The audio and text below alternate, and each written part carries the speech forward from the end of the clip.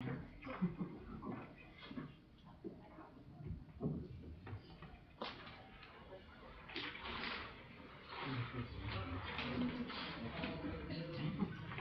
you will, we're going to call this meeting to order. This is a regular meeting of the Williston City Council. It is Tuesday, February the 7th, 6 p.m. And I will ask the city clerk to please call the roll. Mayor Goodman. I am here and I'll be back.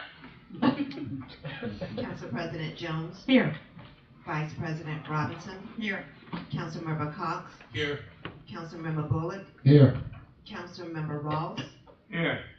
City Manager Terry Bovard. Here. Attorney Kirsten Ballou. Here. City Clerk Latricia Wright. I am here. And all other staff. Here. Thank you all for coming. We are going to pause for a moment and wait for the mayor to return. Hopefully he will come back. Unless someone else wants to do the prayer. If not, we will wait for him. But that's his normal thing. Why would you let him know we're waiting on him? Thank you.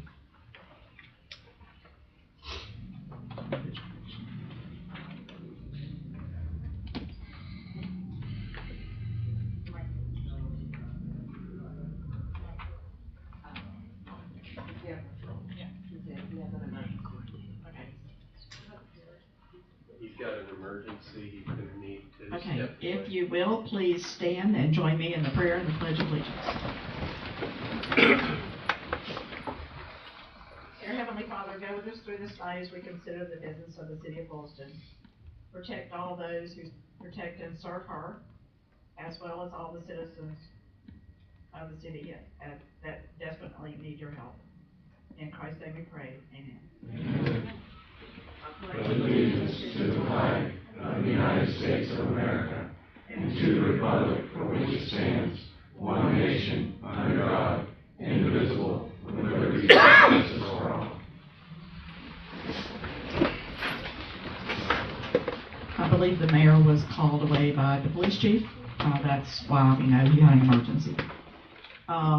At this time, I guess I'm going to do the additions, deletions, and changes with the approval of the agenda. Do anyone have any changes or deletions or additions?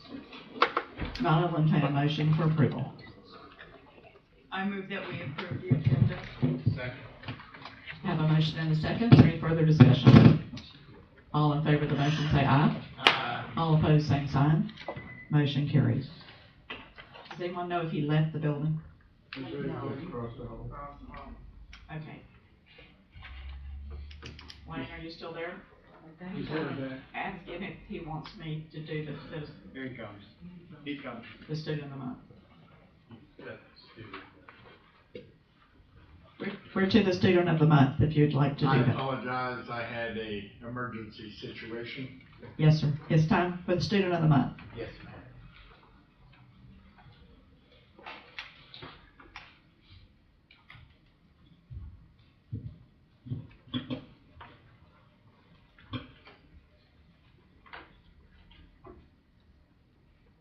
Itzel Casper, are you here?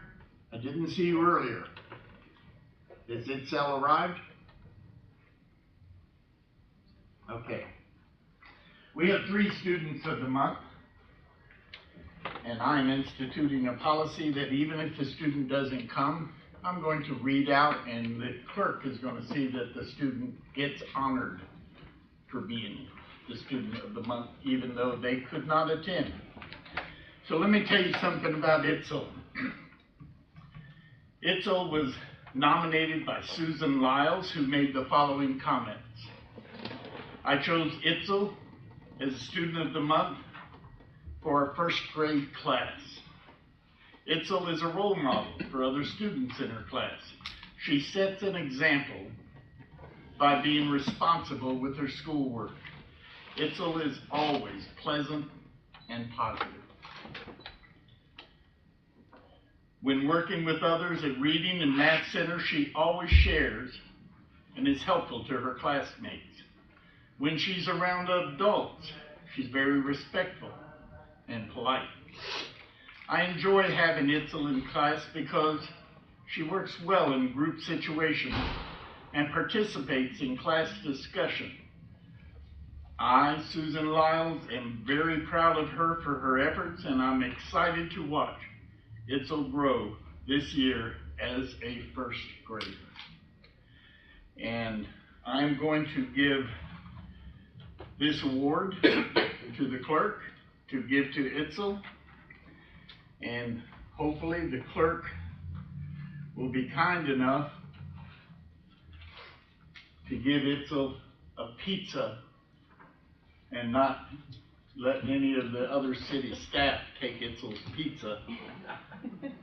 This is being donated by Domino's Pizza.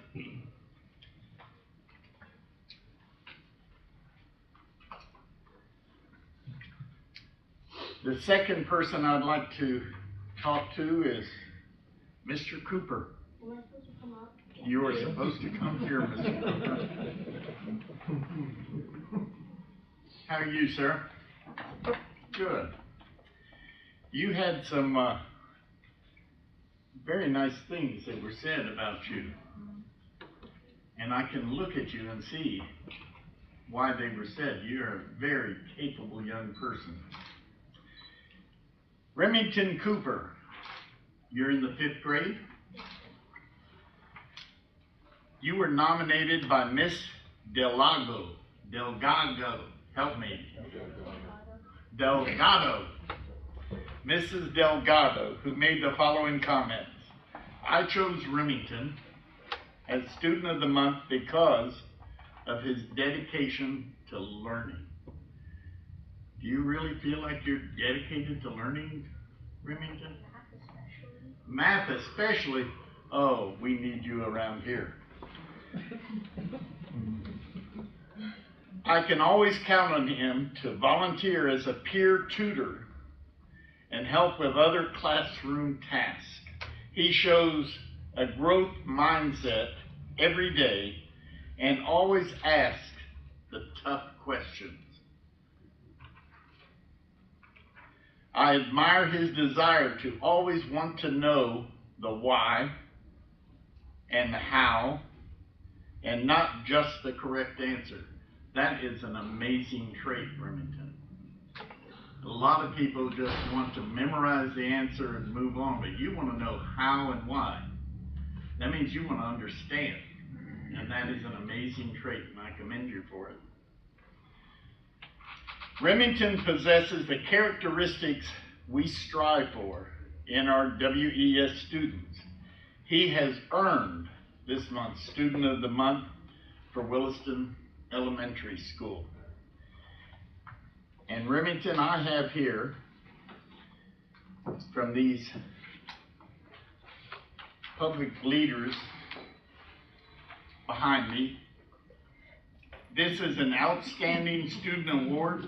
I am presenting it to you as the mayor of the city of Williston, and this is to certify that Remington Cooper is awarded this certificate for academic excellence, leadership, and citizenship and attendance at Williston Elementary School.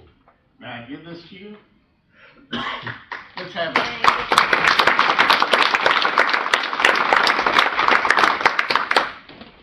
And Remington, we're not going to let anybody have a chance at your pizza. This is a pizza that is donated by Domino's Pizza for those that have shown the excellence that you have shown. Okay? Thank you. That's all right. We can do either hand. You. What is this a new shape? I don't either. All right, Remington. Thank you. The third person is a 10th grader. I thought he had a really good reason not to be here. He is at a soccer tournament for the high school. Okay? His name is Logan Navarro. Navarro. Coach over here knows that name. Okay, his name is Logan Navarro. He's in the 10th grade. His parents, Shelley Navarro, and he is nominated by multiple teachers who made some of these following comments. Logan is a great choice for Student of the Month. He works very hard in class. Logan has good grades and no discipline problems. Logan also participates in soccer as a team goalie, and he's very good. Logan is a very quiet and polite student. Logan has a positive attitude and is always willing to help. I'm glad that Logan is part of Williston Middle High School. So I'm going to give this to the city clerk, who has assured me that she would make sure that Logan gets them. Thank you, Ms. Wright. Thank you, Madam President. Mr. Mayor, can I get a picture of him in Remington? Sure, Remington, would you come back up and get your picture Remington? taken? I apologize, I'm a little distraught right now. Come here, Remington. You see these two guys? They're newspaper guys. News. You could be on the cover of Rolling Stone. What's Rolling Stone? That's what the kids thinking. Somebody finally got it. Wait. With the certificate. Terry is a person of very strong opinions. He's a props guy. Let's try this right now, okay? And he also has strong opinions. Yeah, so mine are correct. 1, 2, 3.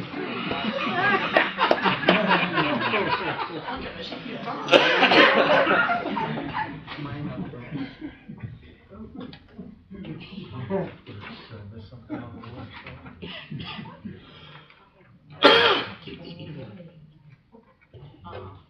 Come back. Mr. Mayor, Mr. Mayor.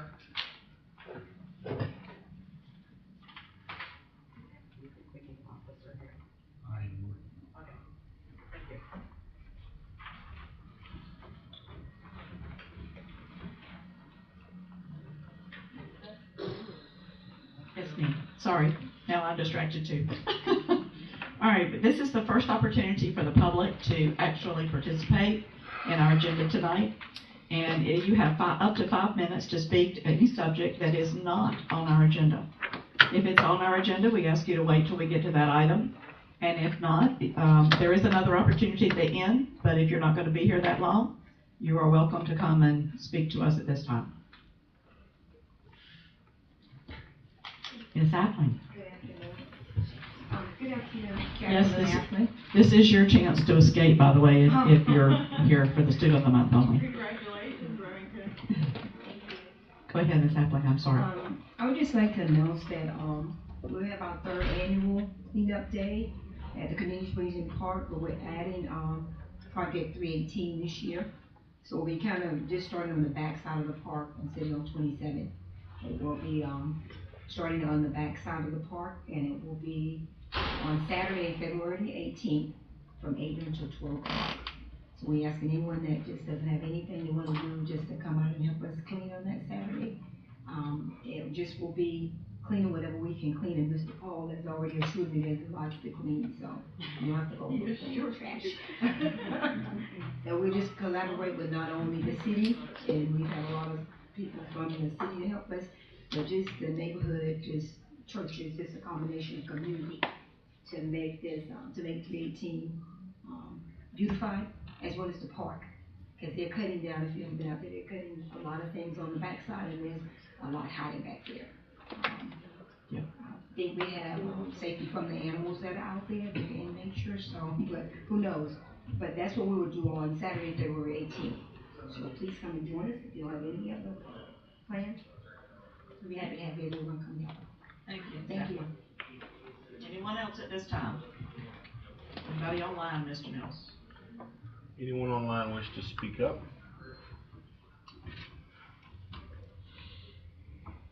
Nothing heard. Okay, so we will move on then to item number 4, which is the consent agenda, which consists today of our council meeting minutes of January the 17th. If there are no changes, I would entertain a motion for the consent agenda. I move that we approve consent agenda. I second. Have a motion and a second. Is there any further discussion? All in favor of the motion say aye. Aye. All opposed, same sign. Motion carries. Item number 5 is old business, and we have staff, board, and council updates, and we will start with City Manager Terry Brevard. Thank you, Madam President. First, I'd like to introduce our new HR manager, if I could. You have Crystal, if you could stand up for us, please. So this is Crystal Patterson. Crystal came from Tennessee and joined us this week, starting Monday. Her journey here was, we quite enjoyed the original first interview that we had, which was by Zoom, and then we invited her down for an in-person discussion, and we're so impressed we actually encouraged her to move down here to Florida. So welcome aboard, and we look forward to everything you bring to the city. I have her resumes in front of you if you'd like to look at it and see. But as you can see, she's well qualified, and so far, just in 2 days, has made a very good impression on the staff here in City Hall. So, thank you. Thank you very Welcome, much. Crystal. Welcome. Thank you. We're happy to have you. Thank you. I do have a couple more things Go ahead. real quick. Unfortunately, these aren't going to be as popular. So, we have the workshop on March the 7th, just to remind everybody at 4:30. And of course, we're going to be talking about utility rates and other things involving the city and the cost. There are a couple of additional things that we need to consider, and I don't know if you want to consider them tonight or maybe look at them later, but we do have a master plan that we need to have a workshop on to bring to you, reference the city from Wright Pierce. And basically, in addition to that master plan for the city, which is now finished, we also need to bring to you the airport master plan from Paso Road. Those need to be separate because they're pretty lengthy. Both of them are lengthy by themselves. So we have a couple of dates identified. I don't know if you want to do them or not, but we're looking at March the 21st for the master plan from Wright Pierce.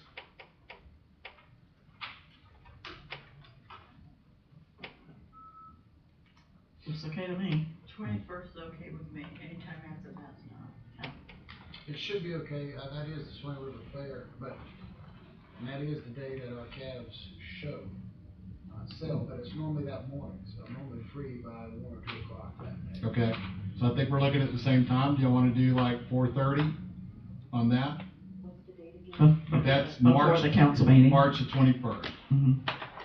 And I'm assuming hour and a half is going to be good? Okay. And then the second is April the 4th. So that was 4 o'clock? Yes, sir, 4:30. 4:30? 4:30. Well, March 21st is the Wright Pierce City of Williston Master Plan. And then now I'm looking at April the 4th is the Airport Paso Road Master Plan. Benton, we're ready for that, I think, my understanding. And so we're looking at 4:30 for that. On what date? That will be April the 4th. If that is the correct date for the first city council meeting. It is, yes, sir. And the first workshop is the utility master plan, right? Yes, it is. We're going to be talking about rates and increases. 4:30 for both? Yes, ma'am. Oh, okay. Yep. So we really have 3. We have March the 7th, which is the one y'all have already agreed to. March the 21st, which is the new one for Wright Pierce and the City of Williston Master Plan. April the 4th is Paso Road at the airport, not at the airport, but here for the master plan. And then we want to be thinking about a date, and I don't know when you want to do it, is we have a grant funding workshop coming up that we want to present to y'all that's going to be over lunch, probably 2-3 hours, and it will involve everybody that we could possibly get funding from: DEP, DEO, FEMA, SRF funds, which are loans from the state, low interest, sometimes forgivable loans, to kind of go over what's available to us out there. We would like to educate or have a workshop on it and discuss some of our options that we may be able to use. And that, once again, is led by Wright Pierce. We may actually invite other government bodies. If Levy County wants to come, we may invite them to that also. So we have that. I don't know what date that's going to be. Yeah, we're gonna try to feel out the agencies, because we're gonna have to work around their schedules. We're fighting that and bringing money, hopefully, so we wanna work around their schedules. Absolutely. And then what we have to think about is also is on the March the 7th meeting. We're hoping to get through that whole process, and unfortunately, if we don't, we're gonna have to maybe pick a date for a second part of that, but that's kind of in the air at this point. So if we're agreeable, we have 3 workshops coming up for you, if y'all are agreeable. And who says we don't earn our money? That's right, I'm telling you. Okay, everybody got that?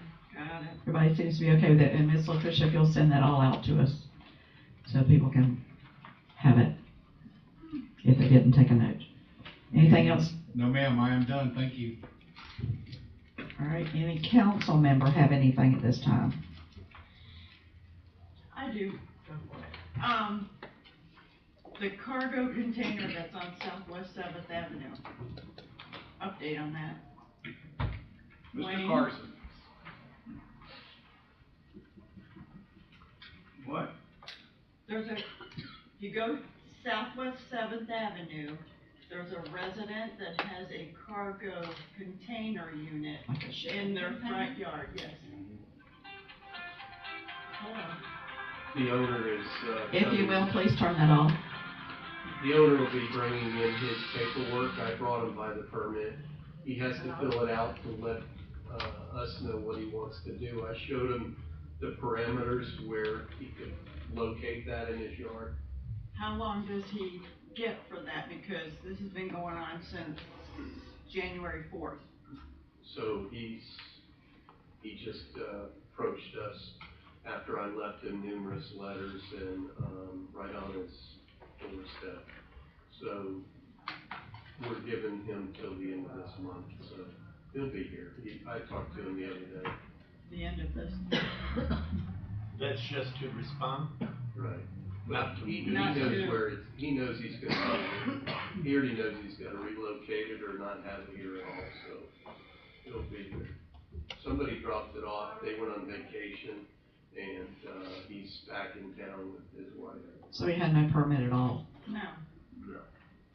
No. Go down. So a lot of things go where they don't understand what's going on until we approach, so. We've made contact, that's a good step. Thank you. And if you will, keep us up to date on that. I will Yes. remind you of it. Also, I've got something else. I've got questions about the exempt notice. Can you explain? Explain, Lucy. Yeah, is that from the, electrical? Yes. Okay, so city municipalities' electrical information that on their customers are public records, just as all documents are, within the city, excluding things that are, preparedness records, cybersecurity records, and stuff like that. So our operational plans are excluded from, Florida Sunshine Law. Unfortunately, there's multiple Attorney General rulings that state that, public records for municipalities, specifically utilities, are public records and can be disclosed if requested. So we had a public record request for our customers base, the address, names, date of birth, the whole 9 yards. So our response back to that was, those things can be obtained to you for a cost. The cost to give that in the format that they wanted to do in research was almost $7,000. They declined the request and retracted it.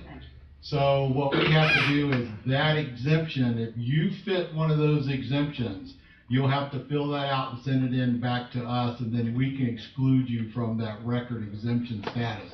So what we did, we sent those out. We're also going to kind of pick a time frame to allow people to return them. And then basically anybody comes in with a request for power will get that exemption to go and fill it out. If you're not familiar with the exemption for public records laws, there's a host of people that are protected, even, believe it or not, all the way down to management personnel that could terminate employees in municipalities.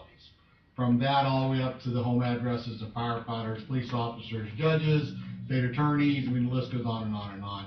And that list is basically what is exempted. So we've gotten some back already. And there actually is a way in our system we can hide the address or do whatever. And unfortunately, they are public record, whether I agree or not, which I don't. No. But No, I agree that, not to agree. yes, ma'am. Thank you. Yes. Thank you. Mhm. That's all I have. Thank you very much.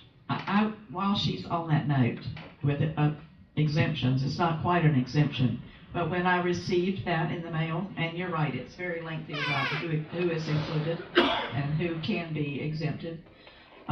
What I would like to see us do, and I know Selena's not here, I'm sort of No, unfortunately. looking at, somebody can pass, if you think it's a good idea. I know that we have people in our city who use medical devices, who need to be either the first ones to have their electric back on, or they need to be, or at least the person to know not to turn them off without full-fledged warning, that sort of thing. And I know we have a form, and I know it requires a doctor's signature to validate it, because I've asked about it before, but most of our citizens don't know it exists. So when you get half a chance, maybe we should send that out to everybody also. Absolutely. That's all I'm saying, Yes, ma'am, we'll take care of that. if you think it's a good idea. I think it's a great idea. All right. Thank you. Any other council member at this time? We have one other opportunity at the end, but anybody else? Okay, I'll go to the staff. Madam, I'm sorry, Mr. Mayor. You want to go here? I see my name on there. Go for it. I would like to. This is not anything strong, but I think it's important. February is Black History Month. And I think that it's a good time for us to just take a moment and recognize some of the extraordinary contributions of Black Americans in our country. And I have just taken the liberty of taking a few. Crispus Attucks' role in the American Revolution. Frederick Douglass' inspirational words sparking the abolitionist movement.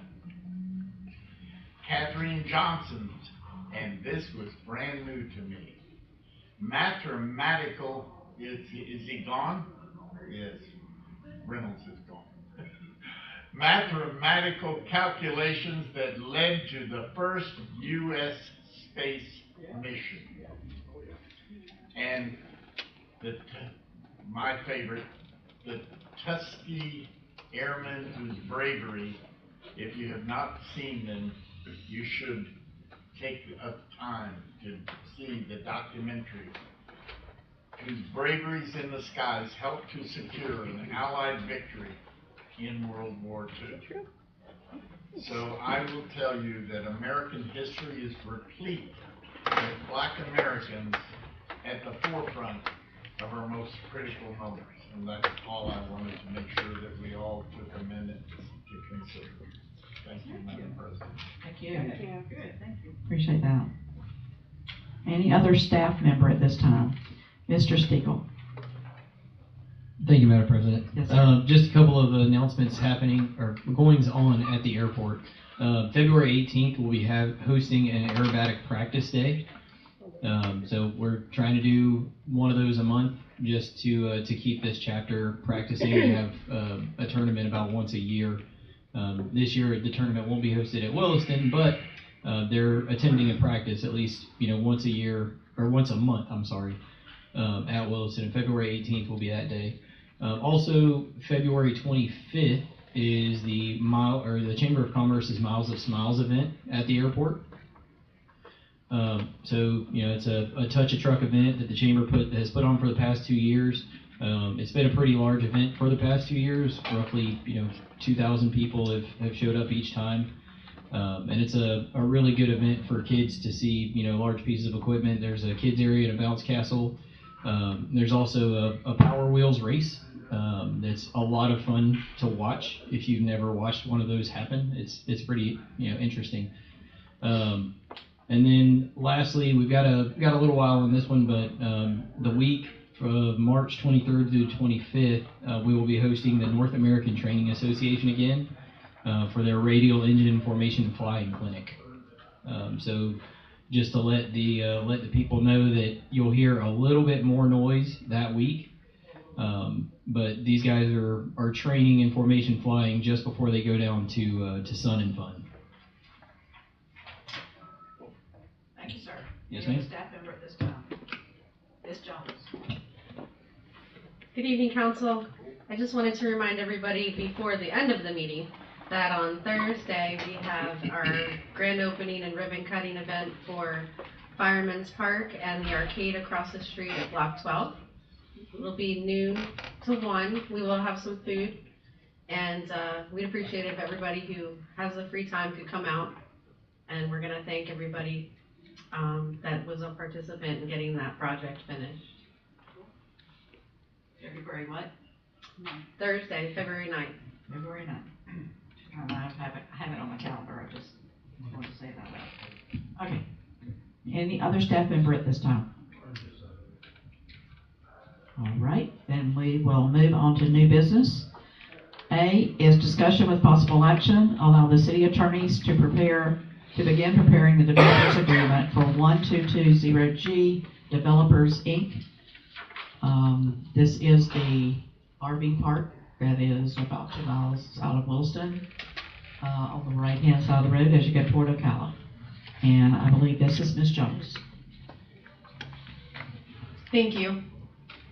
On October 4th, 2022, we signed a memorandum of understanding with the development known as 1220G, which we also call in-house the Morales property. The memorandum was an agreement to provide the city water, sewer to that development.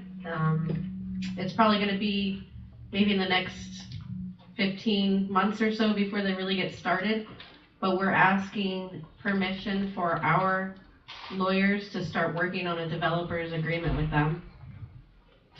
Do you guys have anything you wanted to say? Sure. Yeah. Want me to say a few words? Yeah. Come on up to the podium. And if you will, please state your name for the record. My name is Jim Sizzo. I'm from Miami, Florida. My company is 1220G Developers. Okay. Thanks for having us. We have been working with your staff for a number of, I think almost a year. We participated in discussions with Ray Pierce as you guys were dealing with some of your infrastructure issues with the city. We are outside of your service area. This is a request that was part of a SUP, special use permit with the county, that we received several years ago with the owner. We are the second developer, I think, that's on this one.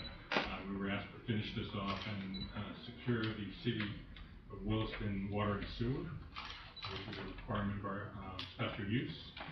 We're thankful to your staff for finding the pathways and the ways to get there. We will be building, at the proposal of Wright Pierce, an on-site well.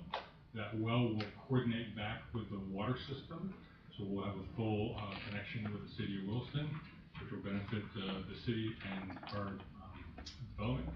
We also have a connection to the sewer, which will hopefully minimize any impact to the city, but also extend it out. We worked with the city manager to make sure this is paid for by the developer, and any cost sharing arrangement with other people that would connect would be part of the development agreement. We have to work with the Florida Department of Transportation, turning lanes on US 27. We have sewer, on-site stormwater that we're working on. We've worked with Clay Electric, and we're starting those negotiations. So this is an important part of our project. We're thankful to be able to work with you guys. You're one of the best cities I've ever worked with in terms of professionalization. Your staff is amazing, and they're very supportive of development. And thank you for your counsel and guidance on how to navigate your city. And we appreciate the opportunity to bring our development and share it with the city of Williston, even though we're not in the city boundaries. If you have any questions, we're about 680 units of an RV park. We have a mixture of HUD park models, which are the 2-bedroom units that are part of it. We have the 1-bedroom units that are the smaller ones, and then we have a standard RV situation. There, our amenities are to support the equestrian community. However, the secondary amenities are to support your tourism and your city. So we hope to be able to get some sort of relationship, have residents that come visit there for on-site restaurants, things like that, to bring us closer into your questions. I'm sure we'll see you again, but we are committed to. Any questions? We appreciate you being here tonight. Mr. Fuller has a question. Sure. Not to him, I had a comment to the council. Okay, all right.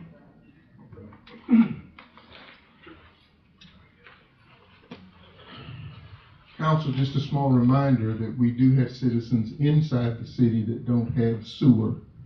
And so we need to consider that when we're considering people outside the city. Hopefully this will get it farther to them. That's the whole point.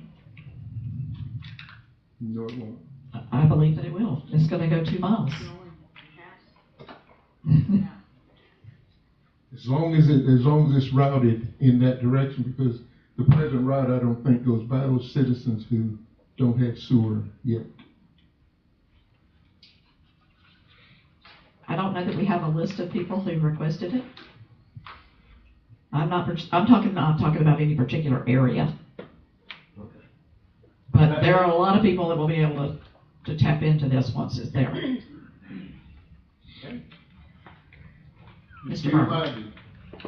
Yeah, just for the sake of the council, I also want to remind that there's a difference between the city developing sewer and a developer paying for sewer. So the city would have no buy-in for this. This would be, completely on the developer. So to say that it's their responsibility to, navigate a more expensive route to route in certain neighborhoods would not be something that we could do. But there are many routes that have been proposed. Those discussions have not been finalized yet. That's part of this production of the developer's agreement to come up with that type of understanding.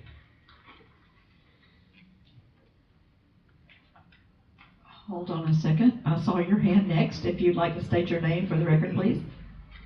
Be back to you in a minute. Shirley Henry. I live on 1115 Northeast 4th Avenue. Okay, and your name again for Miss Latricia? Shirley Henry. Thank you so much. And do they have sewer in that area? No, ma'am. It's 2 miles out of the city limits, down US 27. So I'm saying where I stay at, do they have? They don't. Oh, have, where you are? I don't. No, I don't think so. Mr. Barber says no. Cherry Point has no sewer. Oh, okay. All right. I didn't think so. Come in. Have you requested it? No. Okay. Mr. Mayor, you're next. Thank you. Sorry. In order. That's okay.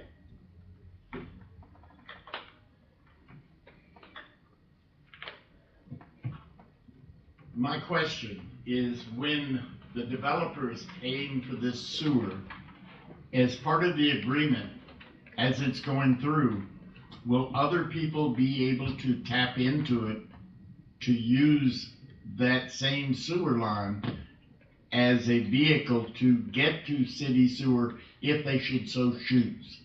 The answer to that question, Mayor, is absolutely. Absolutely, that's what I'm Thank you. saying. It's a way to extend it at no cost to the city. Just trying to make it clear. Thank you very much. Yes, ma'am, if you'd like to come and state your name for the record and your city of residence. Monica Harmon Gunn, 21041 Northeast 40th Street.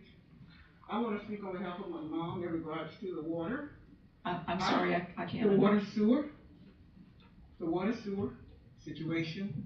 I have water in my house. My mom lives directly across the street. She needs city water also. She does not have city water. My sister down the street from me, she does not have it either. Are you There are on? people that are interested that are not aware that they need to sign up for some kind of services, because if they're getting bills from here, water sewer, but they don't have the services. They shouldn't be getting a bill if they don't have a service. Water sewer. Do they have water or do they have sewer? They have water, they don't have sewer. Are they getting a bill for water and sewer? Right. They shouldn't be. Can somebody explain that to me? So the only reason why someone would get a bill for sewer if they don't have it is that during a grant process, they were offered during a certain period of time to get on at no cost. So the sewer runs by their house and they Correct. didn't sign up. And if they decided not to, then there is a sewer accessibility fee that's a requirement as part of a grant cycle. Yes. I'm not saying that that's the case here, but I'm just saying typically the only time we see a sewer charge where there's a base rate, or what we call a distribution access charge, is only because it was offered at one point and within that year period they did not elect to be put on that system. Okay.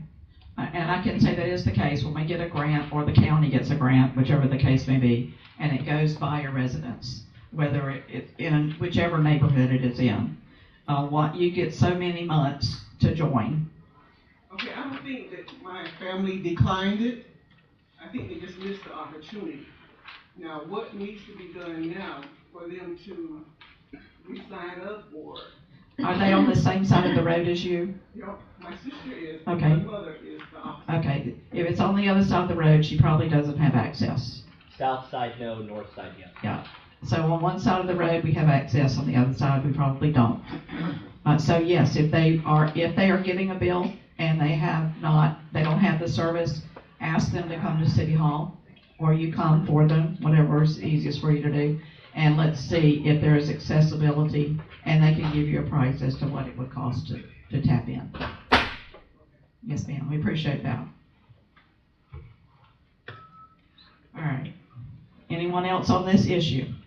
Madam President. Yes, sir. So what I'd like to add too is that the city is always aggressively going after grants to extend those lines, and currently we are. And so it could, in all likelihood, a grant will come available that we'll be able to extend that process or extend our service area and provide those to the individuals if we are awarded such a grant. So it's the CBD, I forget the name. What's the name? CBDG. Yeah, CBDG grant. So it's an acronym from, Community Development Block Grant. Yes, ma'am. For those who need to know. Yeah, so we are currently going after those, and if we get those, then obviously that is for that particular area, then obviously we'll have the money to do that. And Mr. Fuller, if you're aware of neighborhoods that have it, that need it, that want it, at least let us know where they are, so we'll know what the planning should be. Are you talking about? You've had a couple of residents that have come in here to council and requested, and you all said there was no opportunity. I don't think they were in the city limits though. The ones I No, can think of. they were in the city limits. One was Cameron. Smith, Mr. Cameron Smith. Yes. Okay, so you know about that situation? Is it not Yes, accessible? ma'am. So they're absolutely in the city limits, but it's the after we get to 10th Street on the northeast side, and from 3rd Avenue, 4th Avenue, Cherry Point, none of those have any sewer access. And on the CBDG that we currently went to, before we could expand, we needed to upgrade the lift station. We needed to move it off of private property, which we're having a problem in other issues in other places. And so the first part of extending that service, the first, I guess you could say, phase, is Wright Pierce designed a new lift station. We have public property across the street from it. I remember We that. upgrade that. Then at the next, as Terry mentioned, the next phase of that, we can begin to do an expansion at that point. Okay. So we're aware that Cherry Point wants service. Yes, ma'am. Okay. We've had some requests, yes, ma'am. So you don't? I have never really looked into it. Hadn't worried about it? Okay, I can understand that. All right, anything else? I think we kind of drifted off the issue here. Yeah, totally off the subject. kinda got there, kinda got off the subject, and we're back to we have a memorandum of understanding. What we need now is a developer's agreement. Yes, ma'am, we wanted to get started on that before, not doing it at the last minute. And it is a special project for the attorneys. That was my one question when I read this was, what's it gonna cost us in attorney's fees? Since it is a special project. So, it's not automatically a special project. It has to go past a certain number of hours. If it goes past 10 hours of work on this particular project, I will let you know it's 7.5 hours when I feel like we're approaching that point, and I'll let you know how many hours I think will be left, and then I'll ask you for your approval to make it a special project and bill it separately. And then will it be all of them or just the extra? It'll be just the extra. 10 hours is covered. I'm gonna hold you to it. Pinky swear. All right. That makes me feel a little bit better. All right, so we will give approval. I don't know that we need a motion. I think maybe consensus for the attorney to proceed with them. Do we have consensus from everyone? I see shaking heads, so please proceed. Thank you, sir. We appreciate you again coming. We'll see you soon. All right, Carl Page. Made it. I did. I'm sorry. I don't know where you were. Okay, at this time, we've turned to page 2. We're on item 6B. And this is a quasi judicial hearing, so you have to put up with my little questions. This is a first reading of ordinance 708, an ordinance of the City of Williston, Florida, amending the City of Williston land development regulations as amended pursuant increased housing needs, relating to an amendment of the text of the land development regulations, providing for amending chapter 60-256, minimum lot requirements and minimum yard requirements, allowing for duplexes and townhomes described herein, providing severability, providing for incorporation in city maps, and providing an effective date. At this time, I'll ask all council members if they've had any ex parte communications with anyone. This is a city-sponsored amendment, so I don't believe that would hold true, but I'm asking if anyone's had any ex parte communications regarding this project. Okay, I will ask anyone who is going to speak to this or thinks they might speak to this to please stand and be sworn in by the clerk.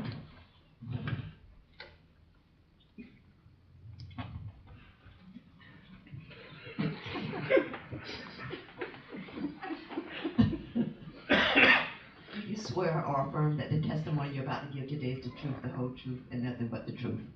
Yeah. Yeah. Thank you. And please state your name, Mr. McMillan.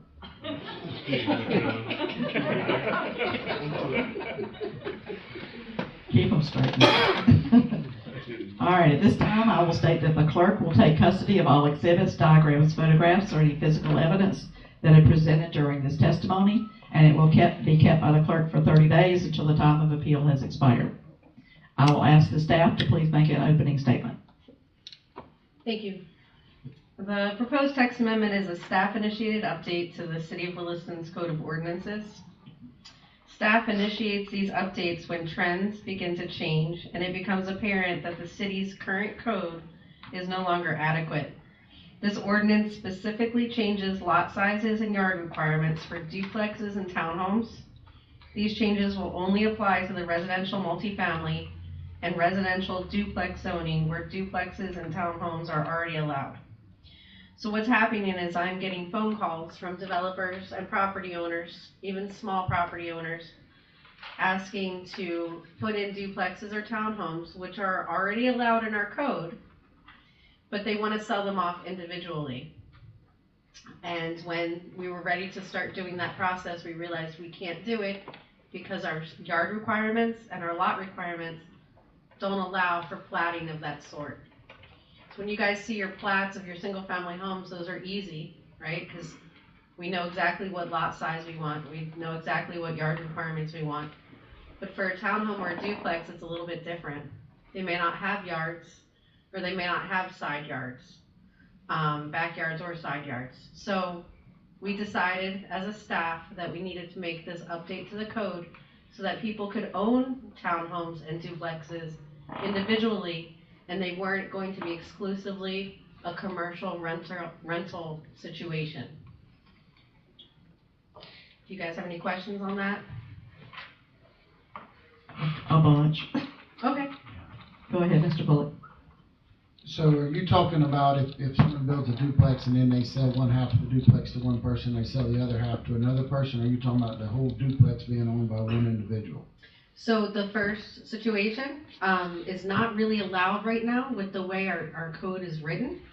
You would have to own the duplex, the whole lot and parcel, and you couldn't sell off half of it. Would you have to? Could you rent it separately? Yes, ma'am, you could rent it, and you could rent half of it. So how is that not commercial? It is commercial. Oh, well, I know, but a while ago you said we could do it already commercially, but not privately. Correct. And we're trying to change that. I kinda don't like that either. So it is commercial if you're gonna build it and rent it out two separate pieces. Right. You're gonna rent it. Yes, ma'am. So we're trying to change it so people can own. I mean, you're one side. contradicting what I'm hearing anyway. Okay, so maybe I'm not understanding your question. Maybe not. All right. So let me start over. So right now, if I have a townhome, and my name is Jones Developer, and I build a townhome on a parcel, so I have 10 townhomes. Give me the definition of a townhome. Townhomes are attached. They're not tall. Not They're necessarily up and attached. down, but Right. more than one resident, more than Correct. one unit. Yeah. So if I develop that, I have to own all of them. I cannot sell them off individually because the way the code is written, I cannot plat them into separate parcels. Okay. The change in this code gives the opportunity for people to own an individual townhome or one side of a duplex.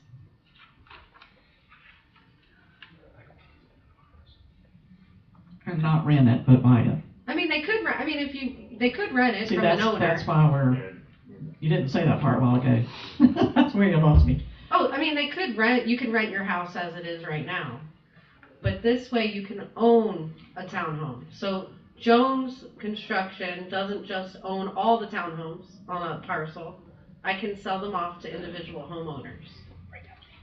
Each individual side, not the whole unit. Each unit. Yeah.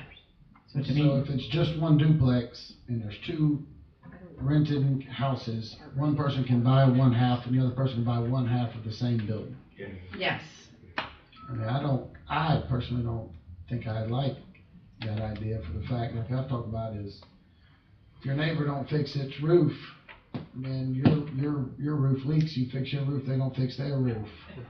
One person don't mow their yard, the other person mows their yard, and I think that it's a possibility to make the look of Williston have the chance to look worse. I mean, that's just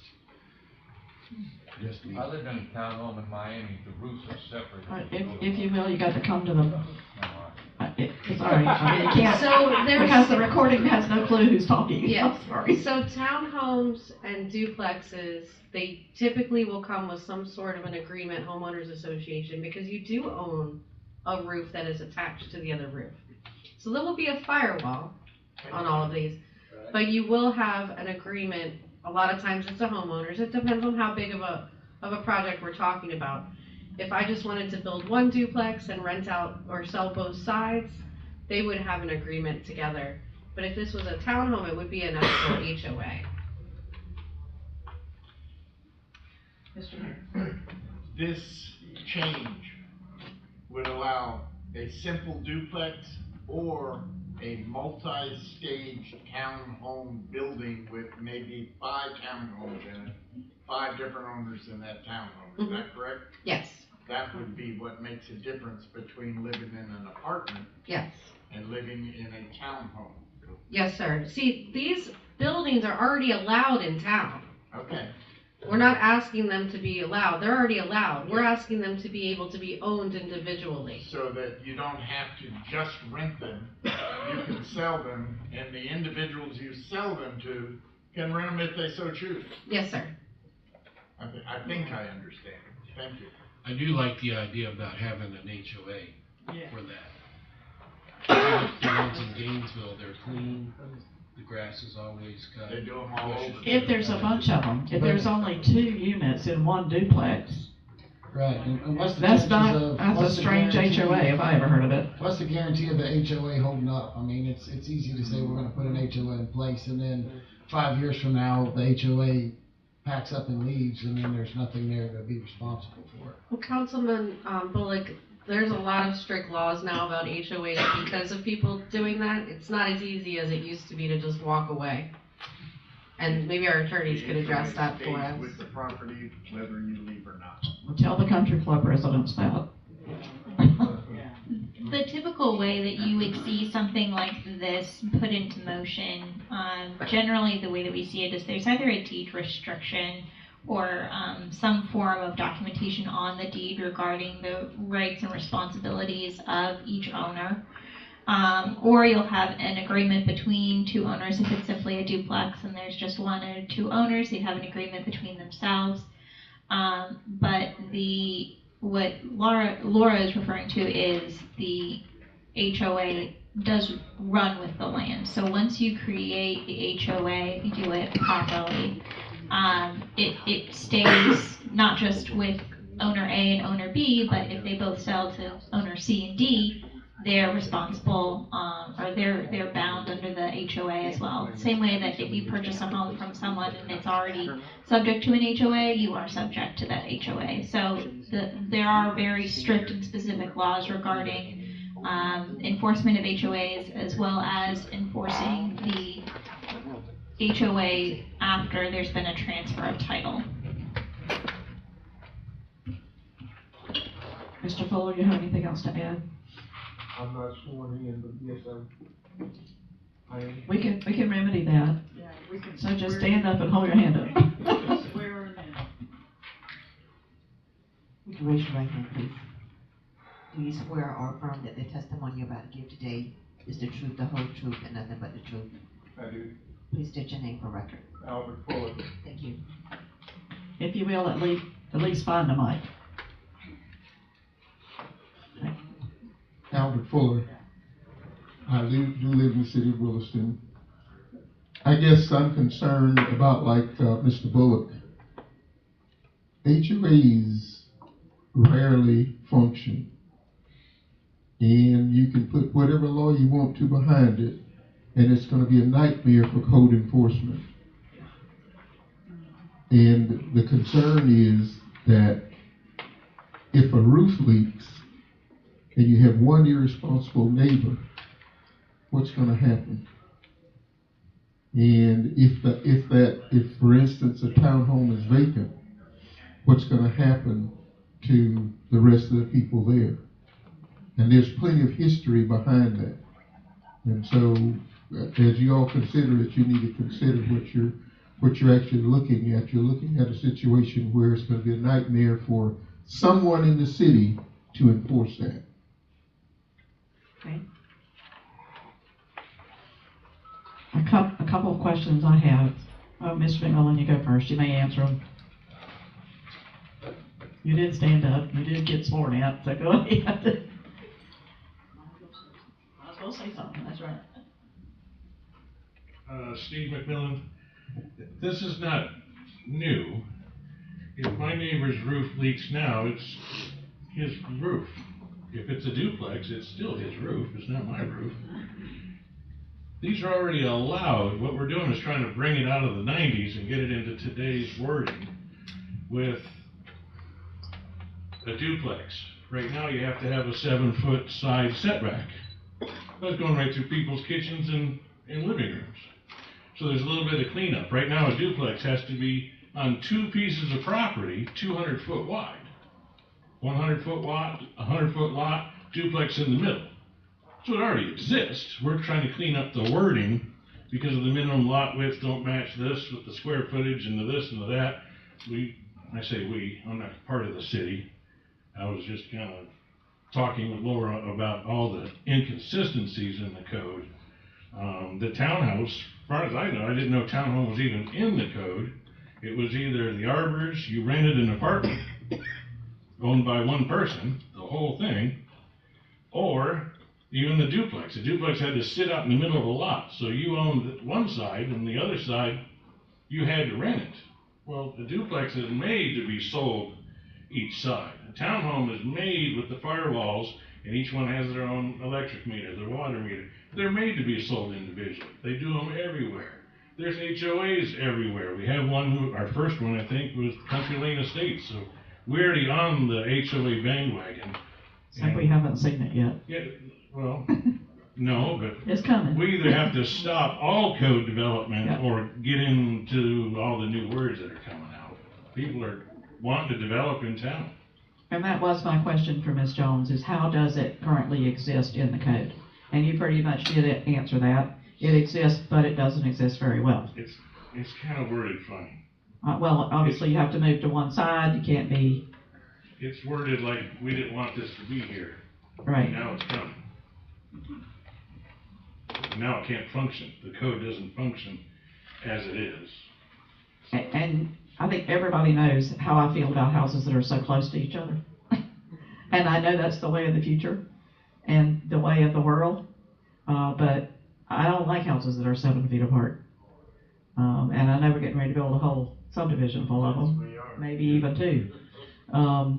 But I know that's the way of the world, as you said, and if our code doesn't reflect that, and I see, if you'll roll back just a little farther, or back down, I guess it would be, to where the old ones and the new ones are, there you go.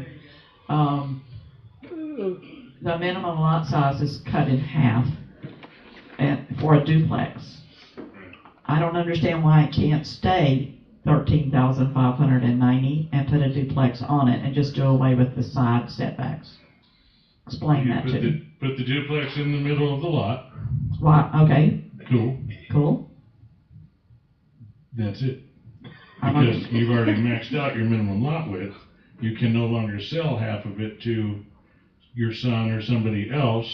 But do I want? Because he split the lot with Well, then you wouldn't have built a town. But do I want to do that? You wouldn't build a duplex. You would have built a single family home for just you, but you build a duplex intentioned to sell one half. Yeah, but they don't have to be resided in by the person that builds it.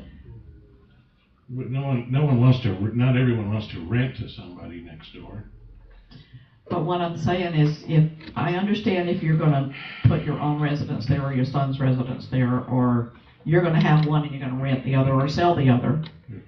But if you're going to sell both of them, why can't you do it on a 13,000 square foot lot?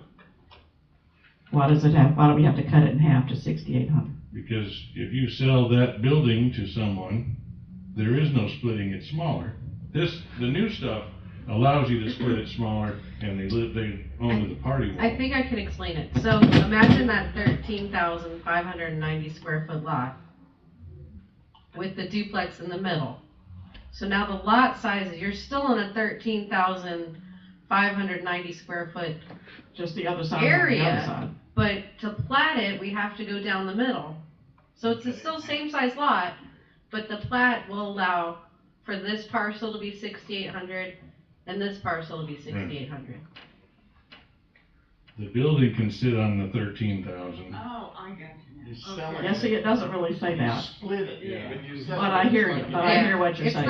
It's not gonna say that in the ordinance. It does. I understand.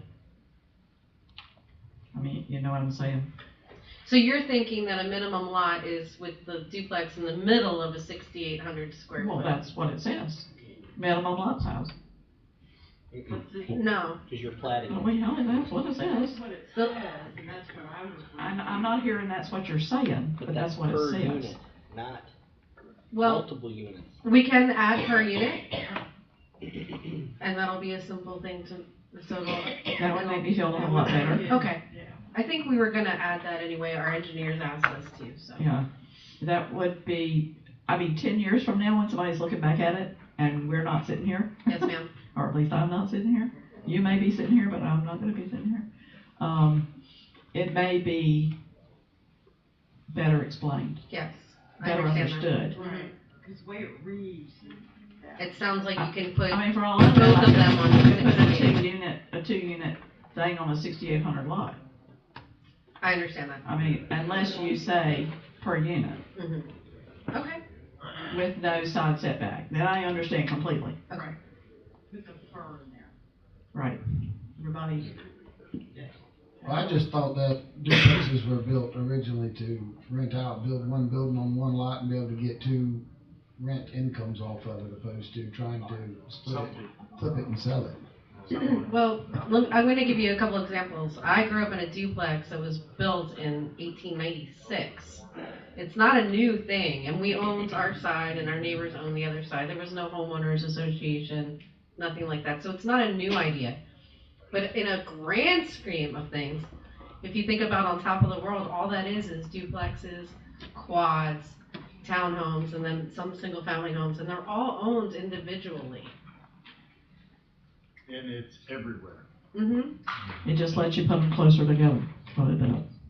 And touching each other. And there's a lot of people out Yeah, there who that want don't it. want lots. That's what I mean, they want that. They don't want that. They don't want to mow their own. Go to Gainesville. All right, if you would put per unit, I would understand, and maybe 10 years from now, somebody else would understand a whole lot better.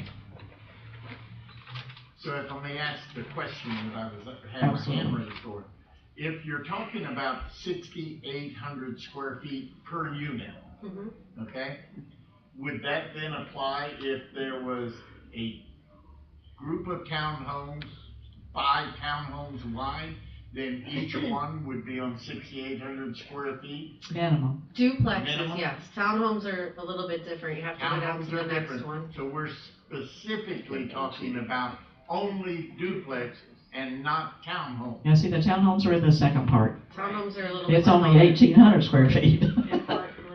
It even gets worse. But that is what all this debate was about, strictly duplexes.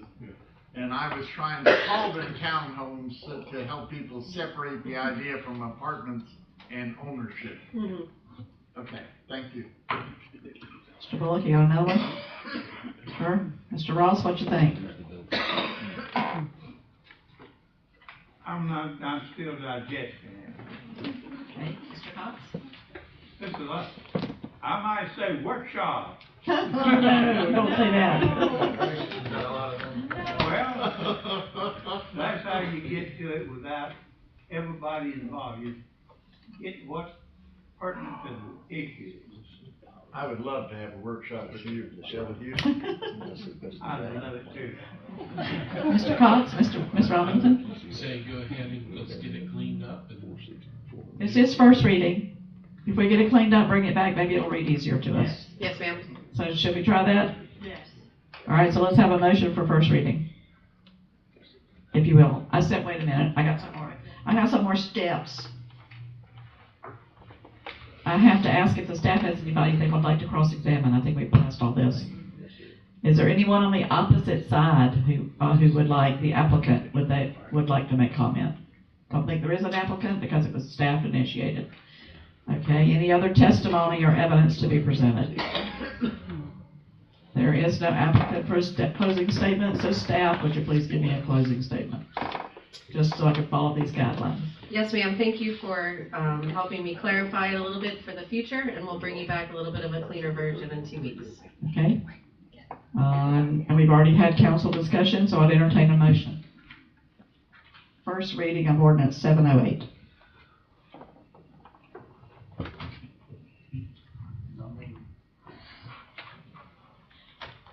I move that we approve first reading ordinance 708. With amendments? Should I say with amendments? Sure. As proposed. As proposed amendments. Do I have a second? Second. I have a motion and a second. Is there any further discussion from anyone? All in favor of the motion say aye. Aye. Opposed, same sign. Aye. Motion carries with Mr. Ross voting no.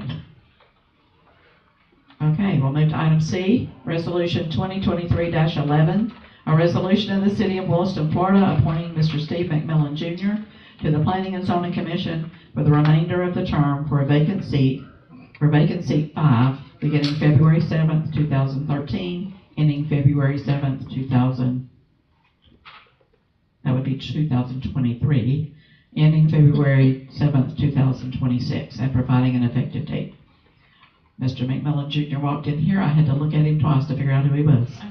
He is spiffied up for us tonight.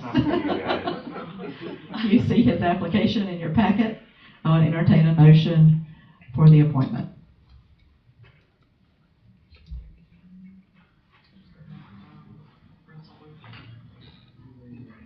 For what? Okay. Wait a minute. Y'all know who he is?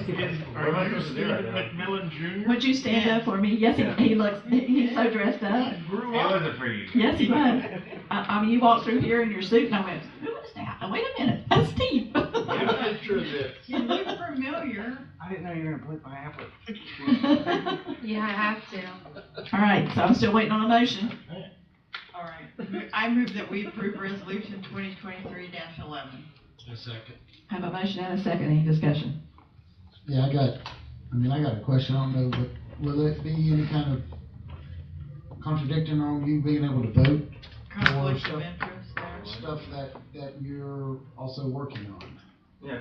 If one of his projects comes up, he will not be able to vote on Okay, it. but you can still just advise and. Although he may not have a financial interest in it, Right. even though he's advising them. So we would have to ask the attorney when we got there. In Kim's investigation of his financial interests. Your city attorney attends all of your planning and zoning Yeah, meetings. she will know. And I will ensure that there is no conflict of interest on any vote taken. Thank you. Any further questions? I knew it. Well, I don't think there's more better qualified. So I agree. good to go. All right, so I have a motion to have a second. Any further discussion? All in favor of the motion say aye. Aye. All opposed, same sign. Motion carries. Congratulations. Welcome to the party.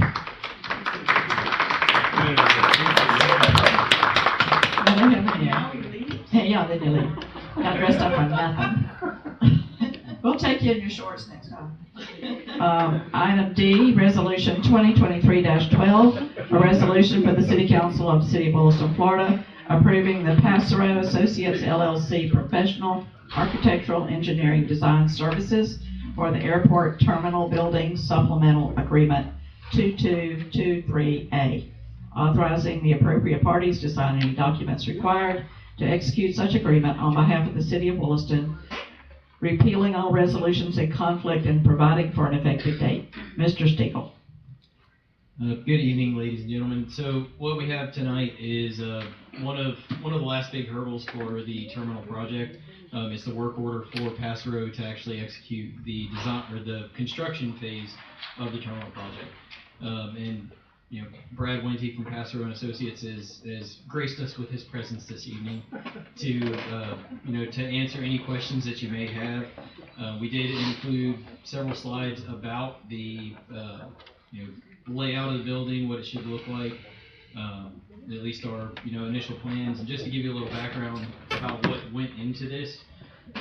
This has been a several months long conversation between Passero and the airport staff, particularly on our part. Kelly and I went to several different FBOs looking around, kind of getting ideas. Basically created a wish list and threw it at Passero, and we've revised it several times since then. We think this is our best foot moving forward. I saw the shower, so I'm good. Yes, ma'am. That's the only thing we don't have now that I always wish we had, because we could have used it any number of times. Oh, yes, ma'am. Yeah. All right, any questions for Mr. Stiegel or for Mr. Mincy? Do you have a plan showing a site plan of where this is going compared to where everything currently is? I believe it's included in the packet. Yeah. That's the other way, I You have think. to go the other way. Oh, there it is. There we go. So now orient them, if you will. Yes, orient me. I think that's, show them where their current FBO is. Go down just a little bit, Latricia. Current FBO is right here. Hi. Stop moving. Go back up. Please. Excuse me. Thank you. Current FBO building is right here. So you've moved it Okay. you've moved it down the hill from where I knew it was last. A little bit, yes. Yeah, it was more under the tree over there. So the current FBO building is right here. Right by the curb. And the size that I'm seeing is representative of the difference in square foot? The proposed square foot is about 4,800 square feet, sir. And the current one is? a lot smaller. Oh, that's a very clear answer. Okay. Judging from the two little boxes, I would say that the first one is like 1/4 or less the size of the proposed one. Probably a third. A third. It's a little more. I got a big discussion about it anyway. Okay.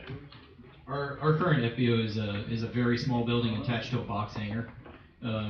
Currently, Kelly and I share a 10 by 10 office, and our staff works behind a desk in a crudely 12 by 10 area.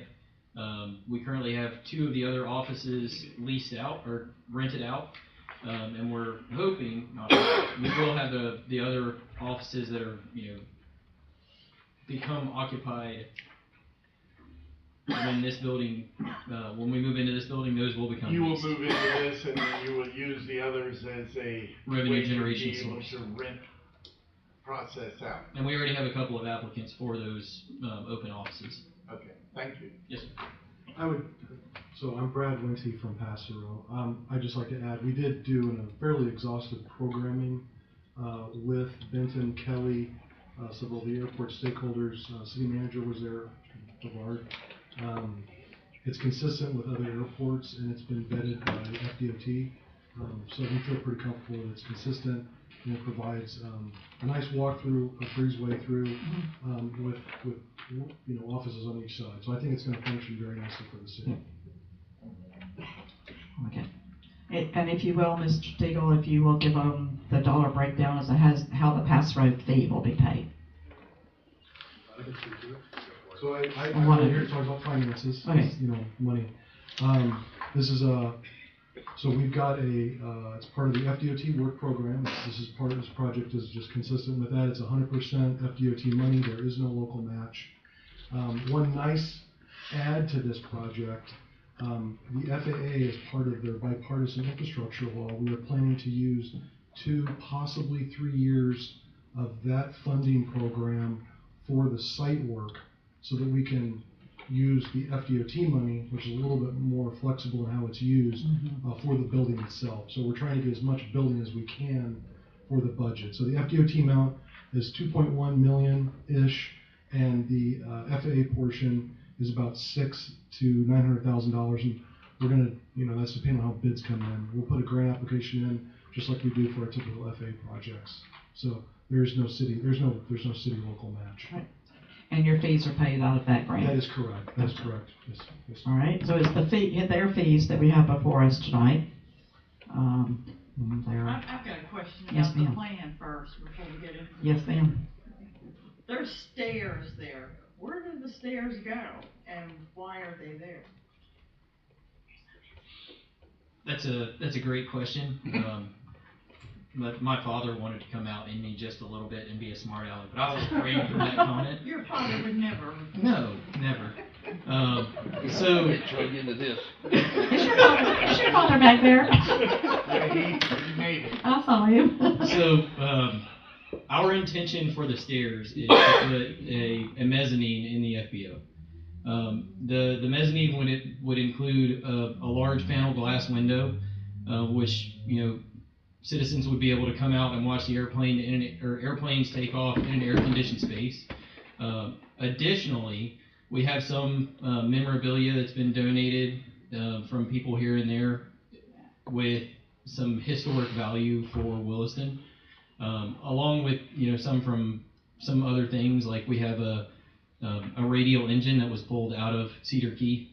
So we'll be basically kind of making a little history display up there as well. But that's our intention for the upstairs. Okay, thank you. Yes, ma'am. Good eye. Yeah. So, and the only reason I knew there was a mezzanine is because I've seen an interior picture somewhere. It's not in our packet tonight, but It's just stairs. But I have seen it, so that's the only reason I knew it. So that particular architectural element, that will be bid as an alternate.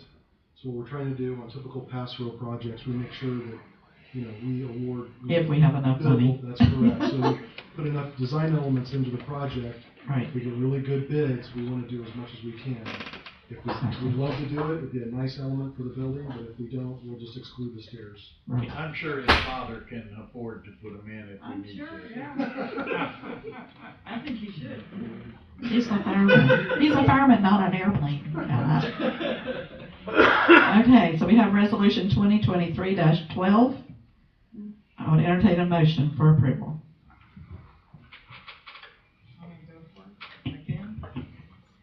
I'll make a motion that we approve resolution 2023-12.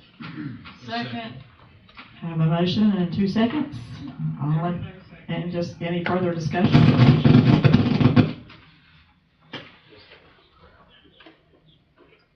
Hearing no further discussion, all in favor of the motion say aye. Aye. All opposed, same sign. Motion carries. Thank you, gentlemen. Thank you. Okay, Mr. Stiegel, don't go far. Discussion with possible action, replacement of roof on the Island Freight Building. Yes, ma'am. So this is a less fun project than the previous item, but our building out at the airport, known as the Island Freight Building commonly, it has a lot of issues in the roof. For those of you who don't know, it is currently being occupied by some elements from Monterey Boats, as well as our fire department's ARF truck. If you go to page 51, there's a picture. It's a lovely building. Yeah. Lovely. Lovely building. So, our intention, and you'll have to forgive me for the crudeness on the agenda. I didn't quite have time to confirm with Stephen prior to the cutoff date, so I wanted to make sure that this was at least on, and if Stephen came back with the proper documentation, that we could present everything to you. So, I've placed before everybody tonight something that Stephen gave me, which is an airport analysis of the airport fund balance. And it goes from fiscal year 19 to present. And you'll notice at the very bottom right, our ending fund balance is $435,804. Now, that seems like we're in really, really good shape, and we are. But we also have to replant some trees out of that money. So this is part of that. We have in tree replanting, we have approximately $197,000 coming out.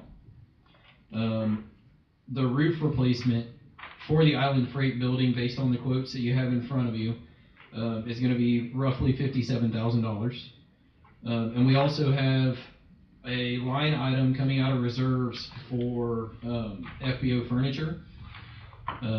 We also have a line item coming out for an airport sign. Both of those together would come out to be about $60,000. Based on inflation, I don't know that we're going to be able to do the sign and the furniture for the new FBO terminal, but I still kept the $60,000 into my calculations, and that would leave about $121,000 remaining in the airport fund with the completion of the tree replant, roof, and FBO furniture at $60,000. That being said, we also have a tree harvest coming in 2024. So there will be some more funding there. We'll also have additional fuel revenue to offset operations like we do annually, and our intention is to continue to develop land and land leases. Currently sitting on about a stack of 6 requests for land leases that I have to kind of go through and vet these potential leaseholders. See where to put them on the airport and what we can do for them on the airport, and if it's even feasible. But that's our intention, is to replace the roof with I believe it's True Force Roofing. You should have a copy of their quote in the packet. We explored several different Page 58. options. We explored several different options, and believe it or not, re-roofing the roof is the cheapest option. Just peeling everything off, starting over, and just reskinning the roof is the cheapest option. We've looked at different things like TPO coverings for the roof, roof overs, and different things like that, and they are all very, very expensive for this size of roof. So the cheapest option that we found was True Force with the re-roof. And that's new wood, new tin. It's a steel building, so I don't Are think you there's gonna gonna put be wood. sheathing down, is what I'm saying? Or just tin on top of it? I believe they're just gonna rip the tin off and place new tin on. Okay. One of the bids Not tin. had wood in it, and one didn't. Not tin. Steel Well, galvanized. Galvalume. Yeah. Galvalume is Yes, tin ma'am. roof. You are gonna do Galvalume, right? Yes, ma'am. Yeah, that's what I thought. Okay, so the part about the wood that's in here, you're not doing that? Why did I see that? Quote and tell you exactly. That may have just been in here for reference in case you needed it. Yeah, I think it is. There's prices for wood, is the reason I thought you were That's replacing. those trusses is made of metal. There's Yeah, wood all somewhere. all the trusses. It's a steel building. It's all I mean, I know it's a steel building, you can see the stress. I don't think they even have purlins in it, but this is typical if wood is needed someplace, this is already telling you what the cost of that will be. I guess it's just built in whether you need it or not. Yes, ma'am. And it's in the other one, not the True Force. Okay. That's where I saw the wood. Okay. Okay, it's in the Mack trouser. So I will make a comment here. Our purchasing policy requires that purchases over $25,000 be done via sealed competitive bid. Over $50,000 have to be awarded by the council, of course, unless there is an emergency situation. If there is an emergency, I'll need to lay a bit more for the record for that. Or we'll have to complete a sealed competitive bid for this.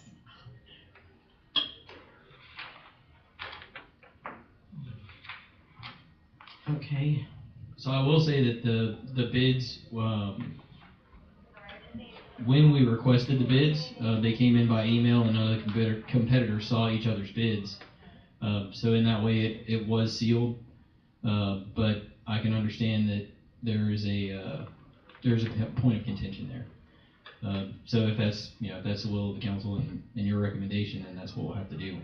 My recommendation is that, and that's part of the sealed competitive bids, is that they no one sees each other's, but the other part of it is that there's an invitation to produce bids such that it's sort of more blanketed across additional individuals. Now sometimes it ends up that you don't get as many requests or as many bids when you do it that way, but strictly by the purchasing policy, which is one of my pet projects that I think that the council should address in the future, sort of updating it.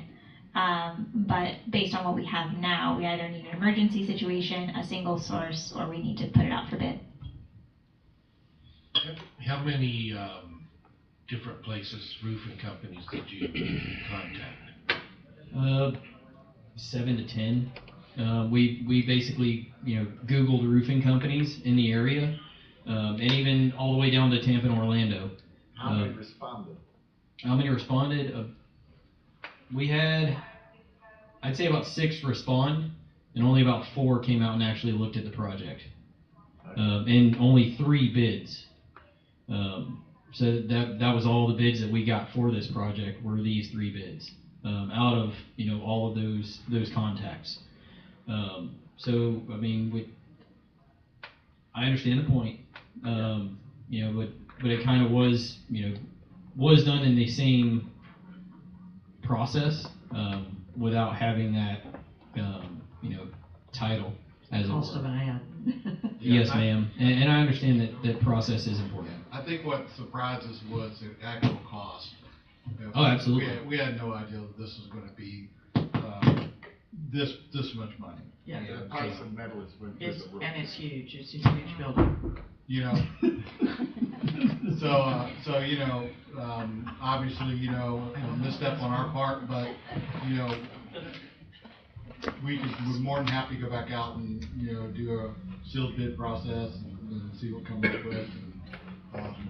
Even if you recontact the same people and ask them to submit their bids as a seal bid.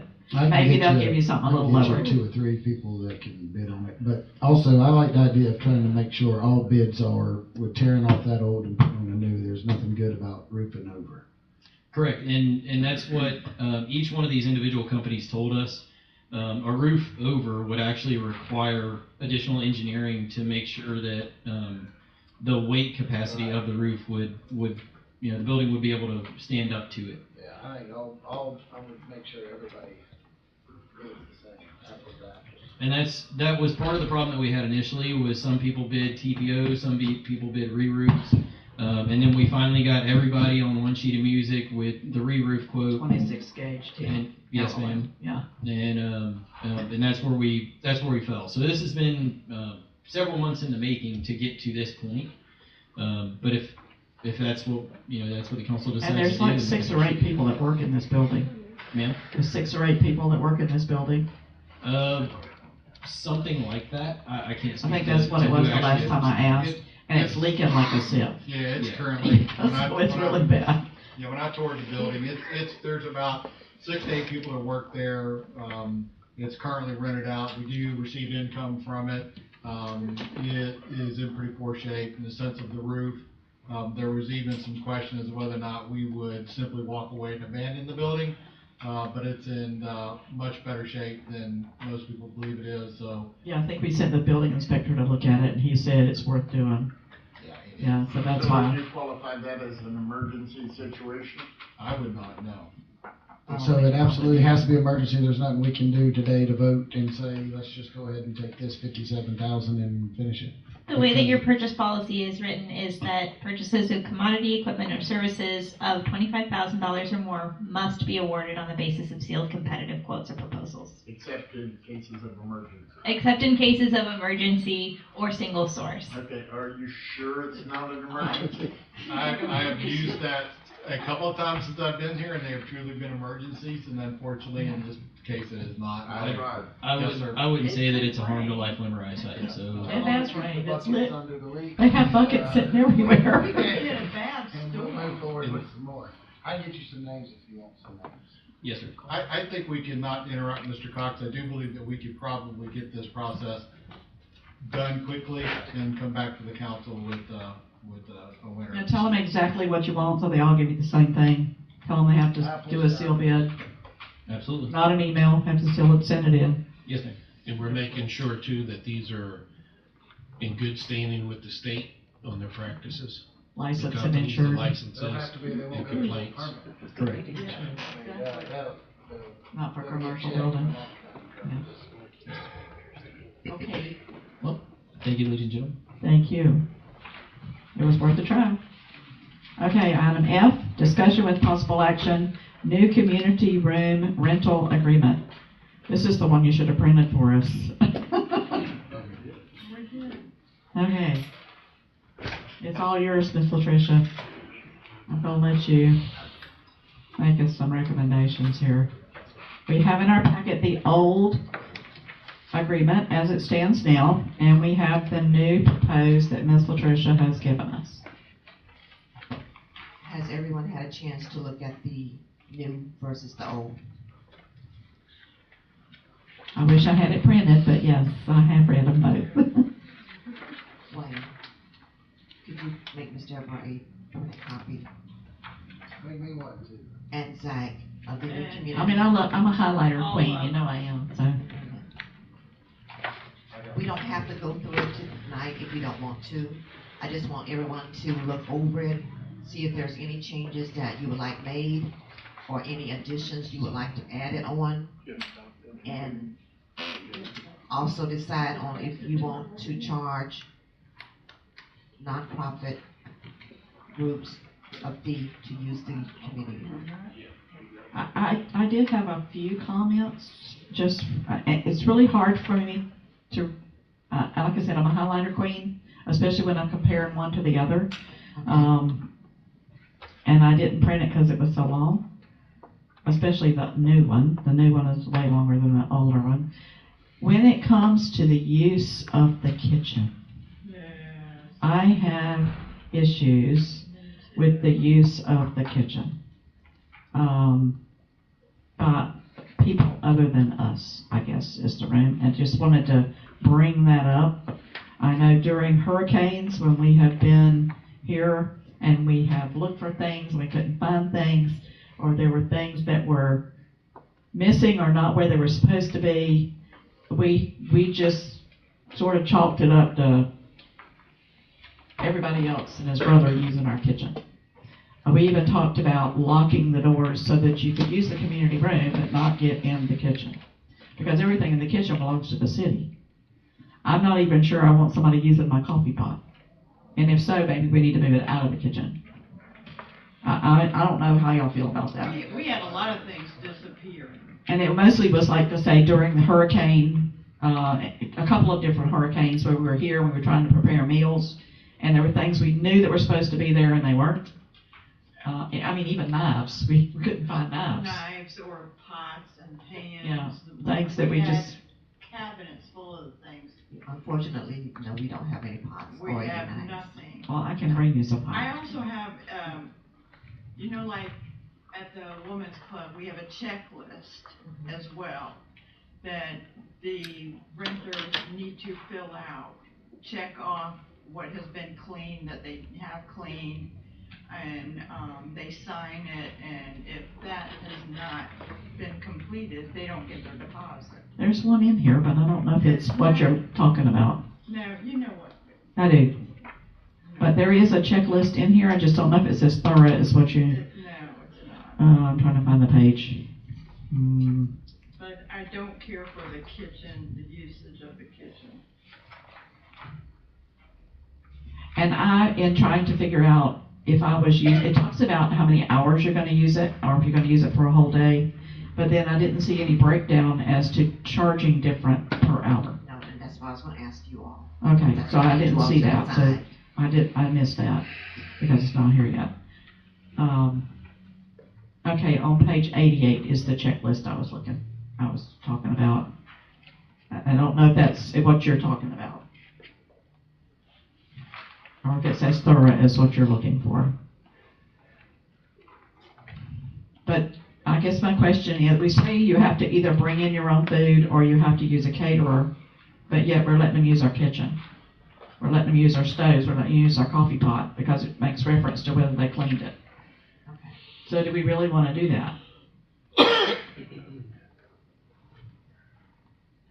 Are you asking us? I'm asking I would everybody. like to move the employees, I mean, they use the, I'm already seeing some employees saying no to me. I mean, I'm seeing them sitting here saying, no, I don't want them in the kitchen. Because their stuff's probably disappearing too. Mr. Barber. So council asked Public Works and Maintenance to look at making some of the improvements in the kitchen for what we talked about. And if those improvements are made, we really don't like the idea of people coming in and doing damage to those improvements. Because that's not something that I don't think y'all want to be able to afford to do on a regular basis. We're already talking about figuring out how to buy a carpet cleaner from the rentals from the community room because things get so dirty so quickly. And I think Latricia, we rented that 3 times now already this year? Yes. Or the last year. Because the room carpet, and if we don't deal with it, the carpet's going to be permanently stained. So, Right. Those are things that we can fix. But, kitchen appliances. This even talks about using the dishwasher and making sure the Exactly. water is out of the dishwasher. dishwasher's not even. Dishwasher's not even hooked up. The hoses aren't connected to the water. We discovered that during the hurricane too. Well, thank you so much. Mr. Bullock said he wanted one too. I don't know who did. Who else wanted one? So this one? This is the new one. So y'all want to sit on it a little longer? Do we have any suggestions? Mr. Fuller, do I see your hand? Yes, if you'd like to join the conversation, that'd be okay. One thing I'd like to remind you that it's called a community room, not a staff room. Well, I'm not saying there's anything wrong with anybody using the room. It's the kitchen I have issues with. Is there a possibility to actually have a place where employees' items are locked up? The kitchen. Well, no, I'm talking about a storage, a place where they can be stored and locked, as opposed to just saying, no use of the kitchen because some renters may need a way to heat things. And It says in here they can't cook on premises. In the new one, it says they can't cook, and it says that they can use a caterer or bring in their own, but they can't cook here. But then in the next minute, it tells them to clean the coffee pot and clear the water out of the dishwasher. So. There is a need to heat things many times if you're having a meal of some variety. It does address Bunsen burner type. I don't care for the open flame. I don't, the candles. Yeah, a Bunsen burner is one thing to keep things warm, but a candle is something different. No, the employees keep their pots and pans or dishes, everything in that kitchen, and it goes disappearing. During the hurricane, there was so much that disappeared that we had to go home. Yeah, and I've been home 3 or 4 times to get our stuff, basic stuff back so we can use for them to eat. Now, I'm not aware of how much stuff you're talking about, but it would appear to me that there would be an opportunity to lock up things in some kind of a storage. I'd rather put a microwave and a coffee pot outside of the kitchen and lock the kitchen. And that may be an option as well. They need a place to go for their breaks, their food, their whatever. And if it disappears, then they've got nothing.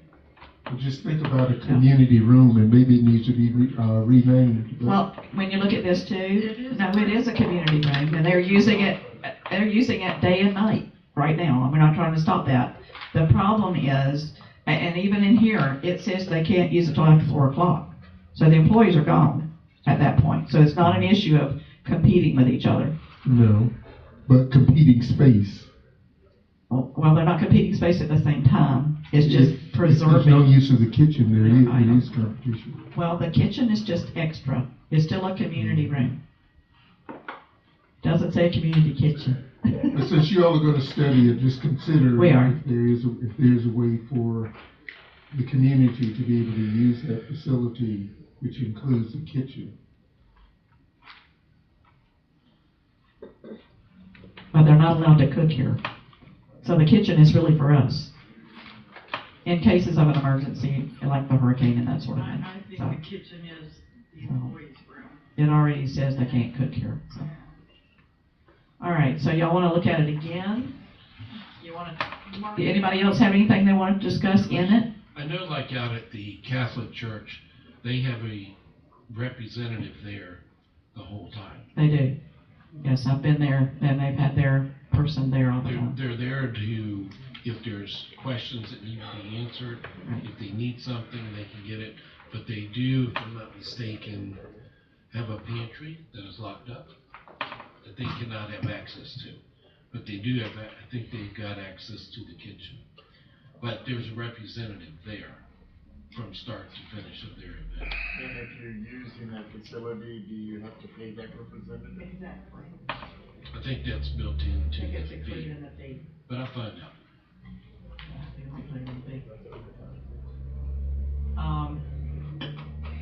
And I can see the need for water. I can see the need that they really don't need to be in the refrigerator. They don't need to be, I don't think, in the coffee pot. Maybe. And if they do, we need to build a beverage station out in the community center, I believe, out in the room. And we might want to build a counter and put a microwave on it and a coffee pot. Could you put 2 separate fees, one for use of the kitchen, which covers the salary of a person to monitor it during the event? She's and actually one for not doing She does have it broken down that way. It says if you want to use the kitchen, it's an extra $100. She does have that built in here. Then that should cover. That's not what we're doing now, but that's what she's got in here. And I can tell you at the Women's Club, we have these little locks that go through the handles of the cupboards. And they click, and they have a lock, that a tumbler lock that you roll. So there are certain areas that we can lock up our stuff and let them use the rest. So those are the things we need to talk about. And whether or not we're going to charge for the use of the kitchen is another thing. Whether we're going to charge There's a cleaning and damage deposit that's much higher than it was before. I really don't want to price people out of using the building, out of using the room. And as Ms. Latricia said, we need to consider whether we're going to give a break to a nonprofit or to a school or, a youth group, whatever we're talking about. There's some that you may want to consider that. So maybe we should just talk about it and put it on the next agenda. Yes. So y'all think about it, talk to other people about it, see what you think. Compare it to the old one, which is very lenient. Yeah, as compared to this one. This one is very tough. When I read it, I went, whoa. Okay, so we'll see that one in our next agenda. If you will, if everybody's through with that, we'll move to the next item. The next item is discussion with possible action, city clerk annual review. And what I have here is I had Miss Latricia send you her application as it exists now. She's given you a copy of it on your desk in the manila folder. Thank you very much. There are only a couple of things. Last year, I think it was last year, it could have been the year before, we went through this and we took out the areas that did not pertain to her charter job description. So we've already taken out most of that. There is an area under process, and I'm going to look at my new HR director back there. Give me some guidance, if you will. In Florida, we have this lovely thing called the Sunshine Law, so that we have to discuss such private things in public, which we all hate to do. But when I start looking at the process, and I'm just kind of going to read some of this. It says the City Council shall conduct an annual review and evaluation of the city clerk's work performance. The results of such evaluation shall commend areas of good performance, recognize successful achievements, and point out areas for improvement. Evaluation forms are distributed to all council members. The city clerk prepares a memorandum to the council, including his or her self-evaluation in a narrative form, to include a list of accomplishments, projects, pending projects and goals. Last year, we did get her self-evaluation, but we didn't much like it. We liked the projects and goals, maybe, the pending projects and goals and accomplishments. But the self-evaluation, I don't know that any of us felt that it was that helpful. I kind of got that feeling from everybody. If I'm feeling that different, please tell me otherwise.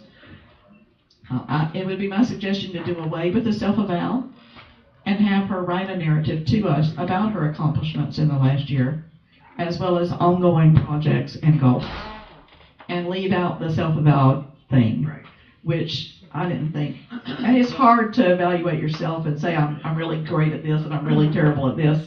It's just not a nice thing to ask somebody to do. Yeah, it's not a nice thing to ask somebody to do. Not happening. And it's almost painful to ask her to do that. And that's coming from me, not her. So we sort of need some agreement. I agree. So just ask her to write us a little, again, amend this to say the clerk prepares a memorandum to the council, including in a narrative format, including a list of accomplished projects, pending projects, and goals. So take out the self-eval part. It then says that each council member will review the self-evaluation, complete the performance evaluation, sign, date, and return it to the council president. You can't give it to me. In my opinion, that's a violation of the Sunshine Law. So, we're either going to give it to our new HR director or we're going to give it to our city manager. Y'all choose. Just not me. Because I don't want to be in the middle of that. I think that's HR's job. HR, congratulations. That would be my job. Okay, and then what we'll ask you to do is make a composite evaluations. So you'll take each of our scores.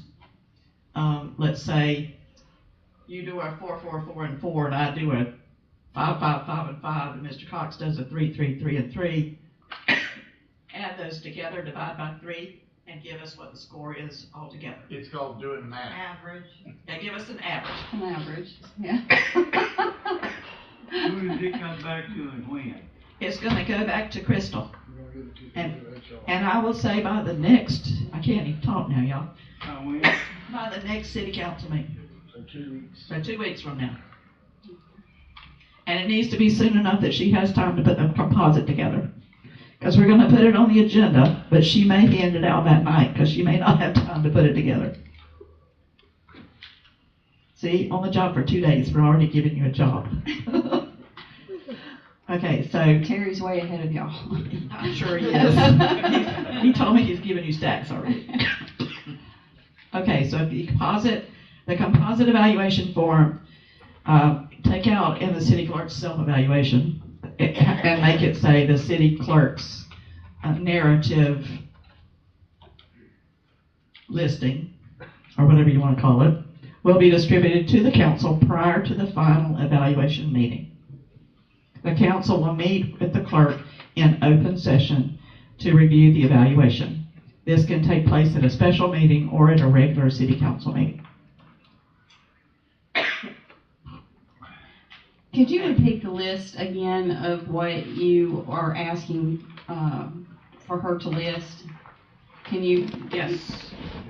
The narrative kind of It says right here, and we'll give you a copy of this too. Okay. It says her accomplishments, including a narrative format to include a list of accomplished projects, pending projects, and goals. I would like to include challenges. That's good. Because her challenges could be anything from what she needs for her job, from what she needs in education, or whatever she feels like she needs. Exactly. Challenges can include training. That'll replace that self-eval area. Okay. That'll be good. So y'all work together to get this amended. The next thing is, I would like for the mayor to do it as well. And I think in the past, we've had the mayor do it, but not include his scores in the total. Right, we just want his opinion. We just want your opinion, because you deal with her every day like we do. This evaluation specifically says the council. If you want the mayor to do it, I'm not objecting to it. It needs to be changed to say the council and the mayor. Well, we're not taking your numbers into consideration. So you're asking me to do it so you can look at the numbers, but you cannot use those numbers in the evaluation thing. Right, we Is that just want correct? your, right. We just want her to know how you feel and what you can do, what she needs to do to make your job easier. It's your. I'm not gonna make a problem. If you with it. I decide, would be happy if to you do it. decide you don't want to do it, that's perfectly fine. I just would like to give you the opportunity to do it if you want I to. appreciate that opportunity, Madam President, and I will be happy to give an evaluation. Totally up to you. Okay, the next thing is, we'll get it straight from the very beginning. No, I was just saying he does have an evaluation. I did have an evaluation. I wondered why I had it. And I now know why, and I will be happy to give an evaluation. That will not be counted as an evaluation. That's clear as mud, thank Like you. I said, you can do it or not do it. I don't care.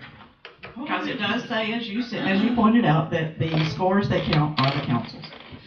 Okay, the next thing I'd like to get straight, because we've done it a couple of times. So what we did last time, what I did last time, and some of y'all agreed and some of you didn't.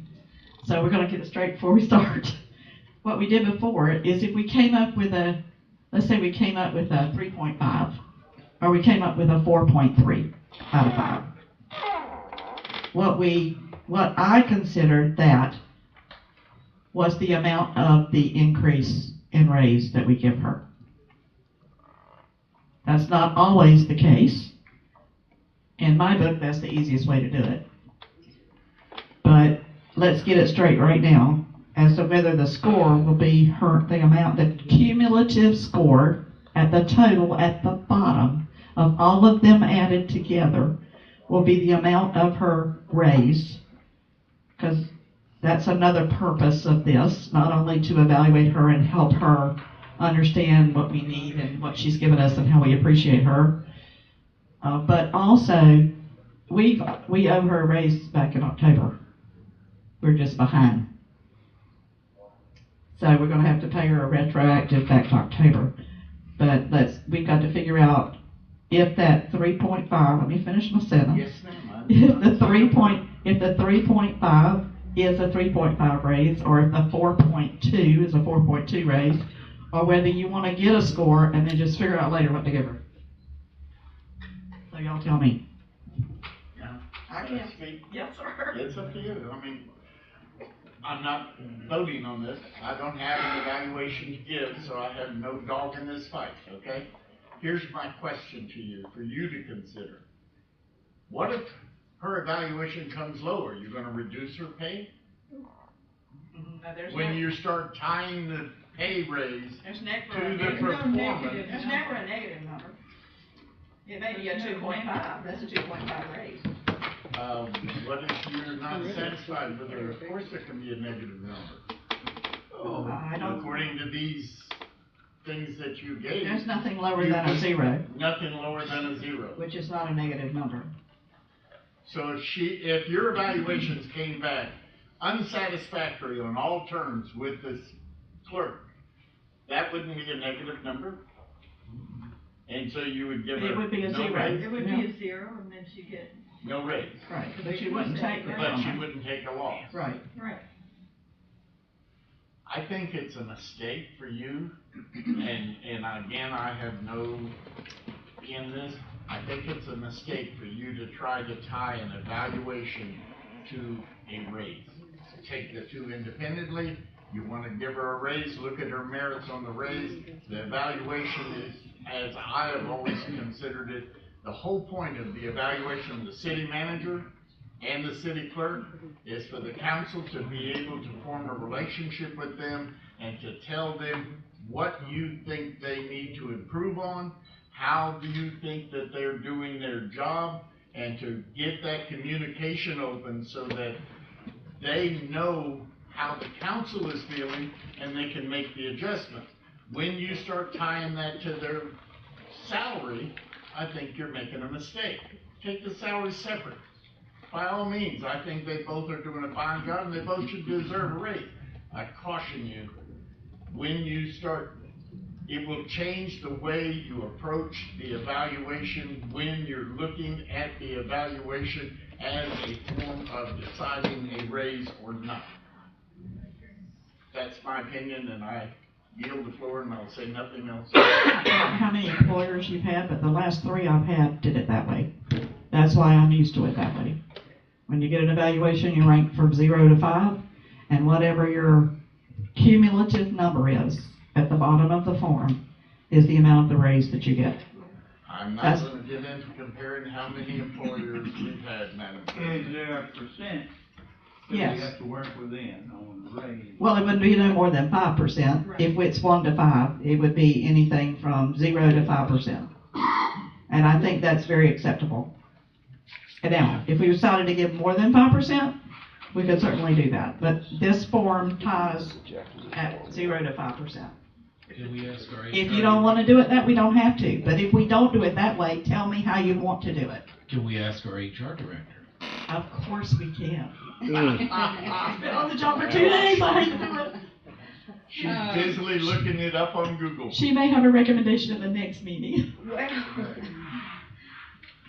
So when you're looking at an evaluation, to me, you're looking at what this person has done for a year.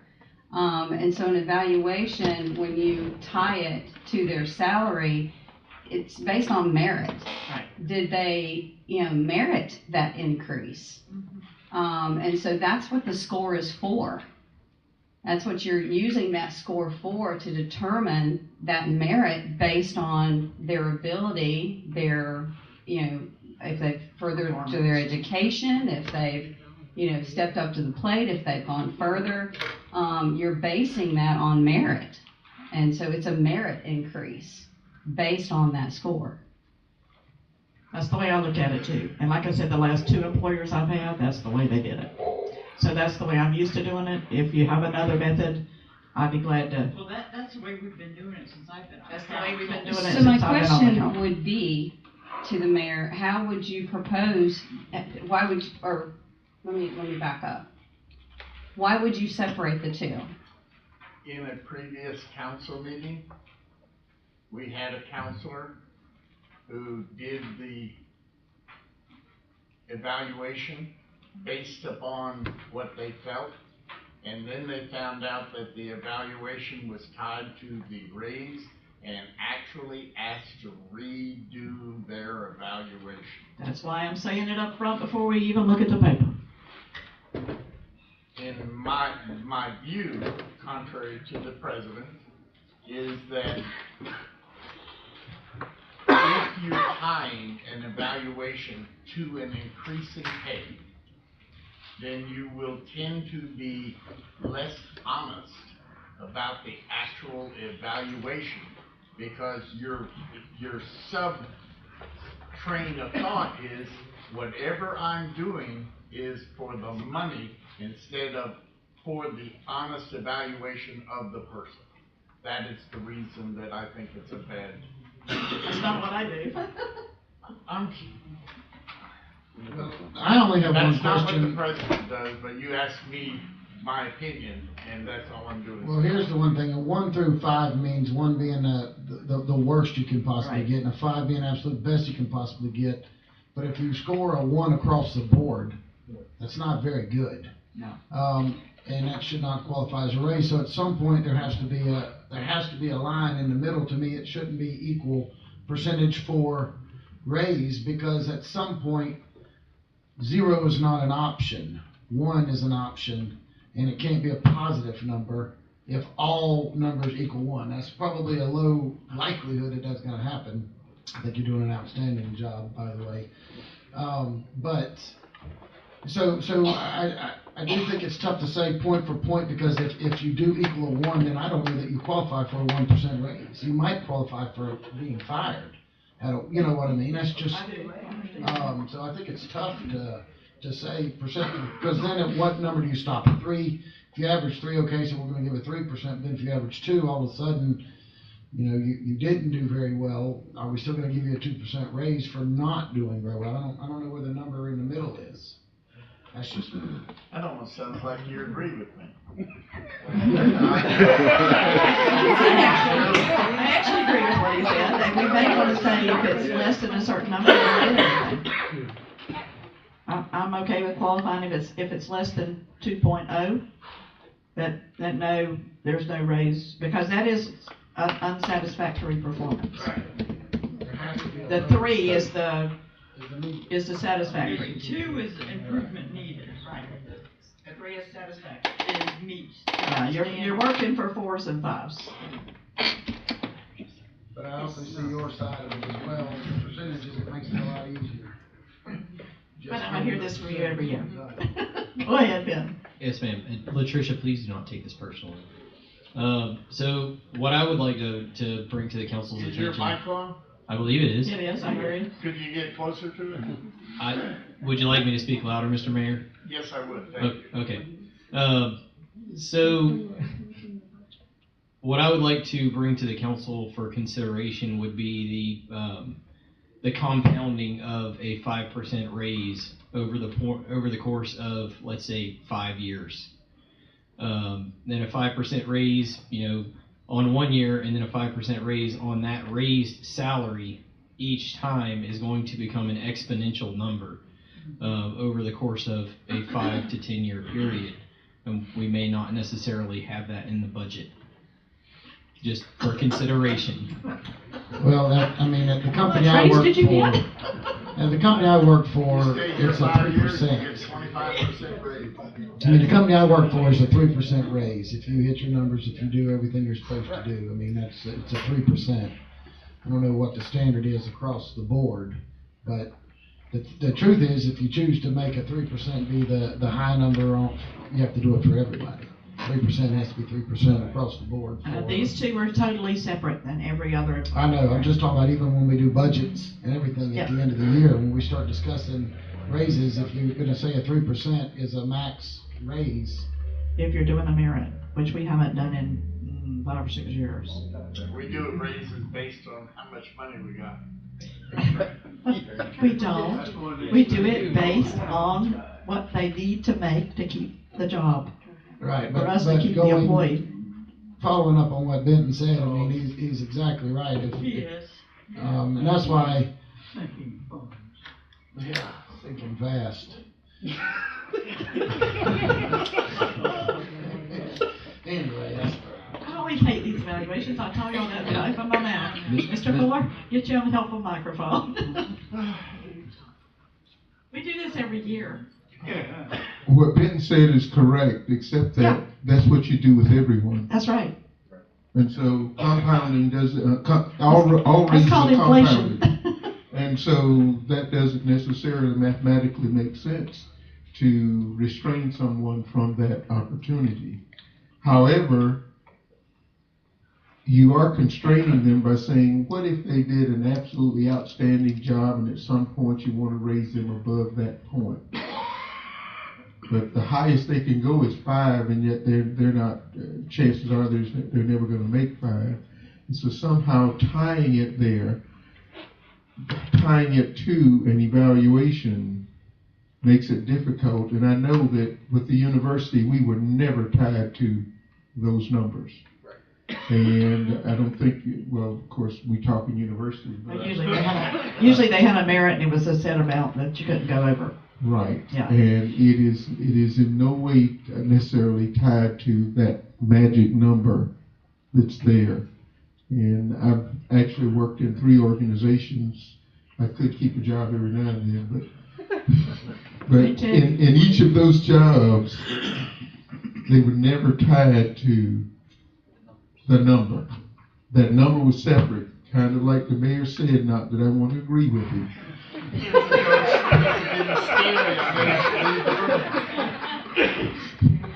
But that number. Like I said, just give me another way to do it if you don't want to do it that way. That's all I said. I think you really have to look at what you actually have available to spend. So. And that's what we've always done. I think in every company or organization I've worked with. If we don't have the money, we can't give raises. I mean, that's the bottom line. We have the money for her raise. I'm not saying we don't. We do. I'm saying if we don't, you can't give raises. We can't just print money. We can't manufacture money. And there have been times in the last 12 to 15 years when we didn't have money to give raises. And even though they work for a different set of people, there may be years when we have the money to give no one a raise. And then that may lead to some concern from other employees as well. I would like to say, in agreement with the president, we care about keeping our employees, and the council recently has been very good about trying every way they can to increase the pay of the employees of the city. It hasn't always been that way, but recently in the last number of years, that is what they tried to do. I don't think that there's any meanness in this discussion. No, there's not. But I just wanted to remind you that somehow that's not the way it's done all over the world. And I think if you polled companies, I think you find that would be in the minority as to how they go about giving raises. The last 3 I've worked for in the last probably 45 years all did it that way. I've worked for 3 people in the last 45 years. That's the way they did it. I've got Chief Stiegel on the carpet. Yeah, real quick, and you were just talking about the different ways people put those raises out there, and this has nothing to do with Ms. Wright's valuation. I worked for this little tiny company for 23 years. They had I think it was 48,000 employees. The way they did their raises is they did a system based off of rank, 1 through 5, just like we're talking about here tonight.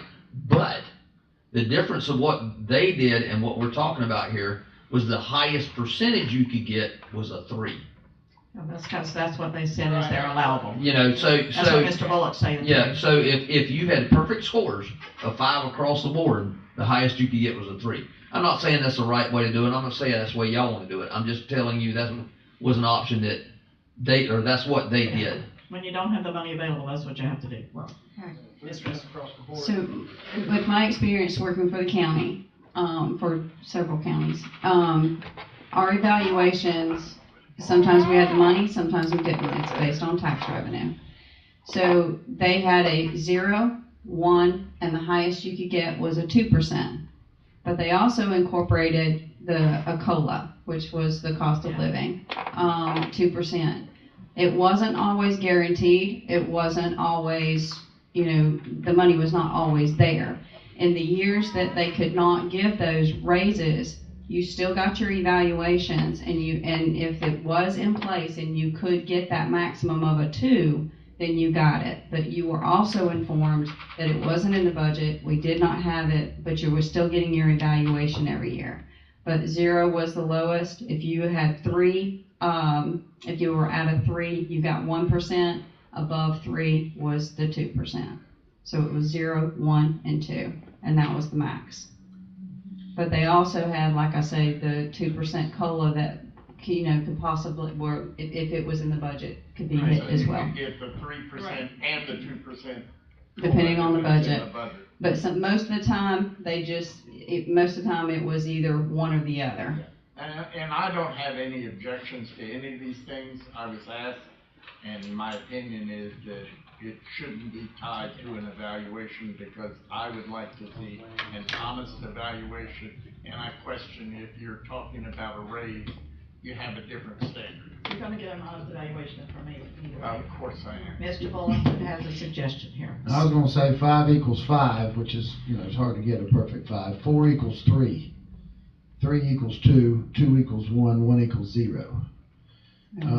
It's leaving out the number 4 as a percent, but you can get, I don't know if you're judging it on 3.4s or whatever, which could be a 3.4 raise if you go just above 4. I don't know how if you're adding the points in there or not, but 5 could equal 5, which is going to be tough to be undefeated and perfect.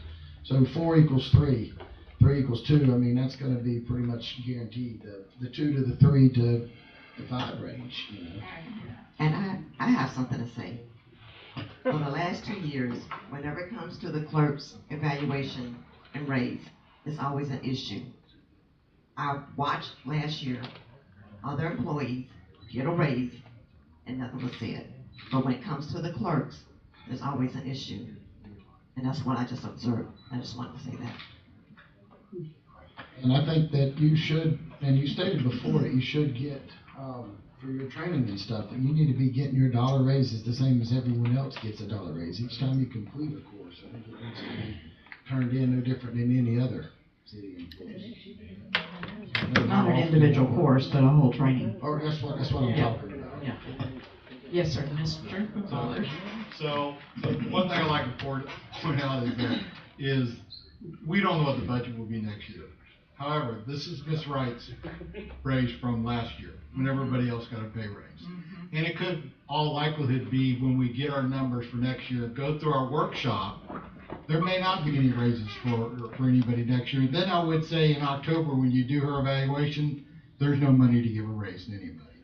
And she would not get one then. But this is, correct me if I'm wrong, it's last year, right? No, you're right. October? You're exactly right, because they're charter officers. When everybody else got their raise across the board as of October 1st, they did not. That is correct. So y'all have to remember that. So I would suggest whatever y'all do, let's make sure that you give her a raise. I don't know how you're going to figure it out, but I would suggest that next year, if raises across the board do not happen, then the charter officers are entitled to a raise.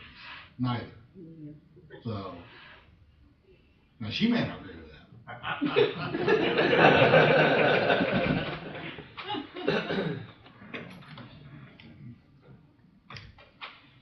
I agree. They need to, she needs to get her dollar raise the same as all the employees got a dollar raise. And it needs to be dated back to whenever that happened, I think.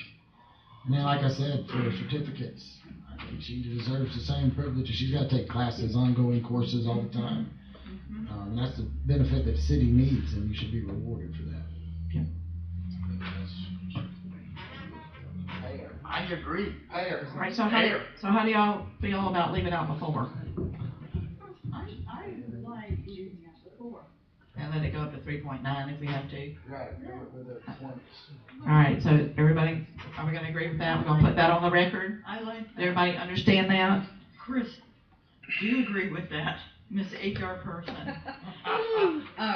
Like I said, if you're tying it to the score itself, That's the way I wanna do it, but I hear them saying they don't want to. what are the other suggestions? I mean, the suggestion that Mr. Bullock has made is if she scores a 1 or a 1 anything, she gets 0. If she scores a 2, she gets a 1%. If she scores a 3%, she gets a 2%. I mean, she gets a 3, she gets a 3. So the highest you can go is the 3%? That's what he's saying. Like I said, in any county I've ever worked at, we've never gone above 3. It's always been, and 3 and below, you got nothing. I mean, it was, a work improvement plan. Well, I said a 5 equals a 5. I mean, if she gets a perfect 5 across the board. Yeah, we know that's not gonna happen. 5 equals a 5. Yeah, that's not gonna happen. She gets 5% raise. Yeah, she gets a perfect I give you a 5. But we're also talking about a collective score Right. of the whole Right, year. that means every single one of us get 5s across the board for her to equal a 5. Yeah, that's not gonna happen. 5% raise. Yeah, that's why I hate to leave the 4 out, because there's no 5.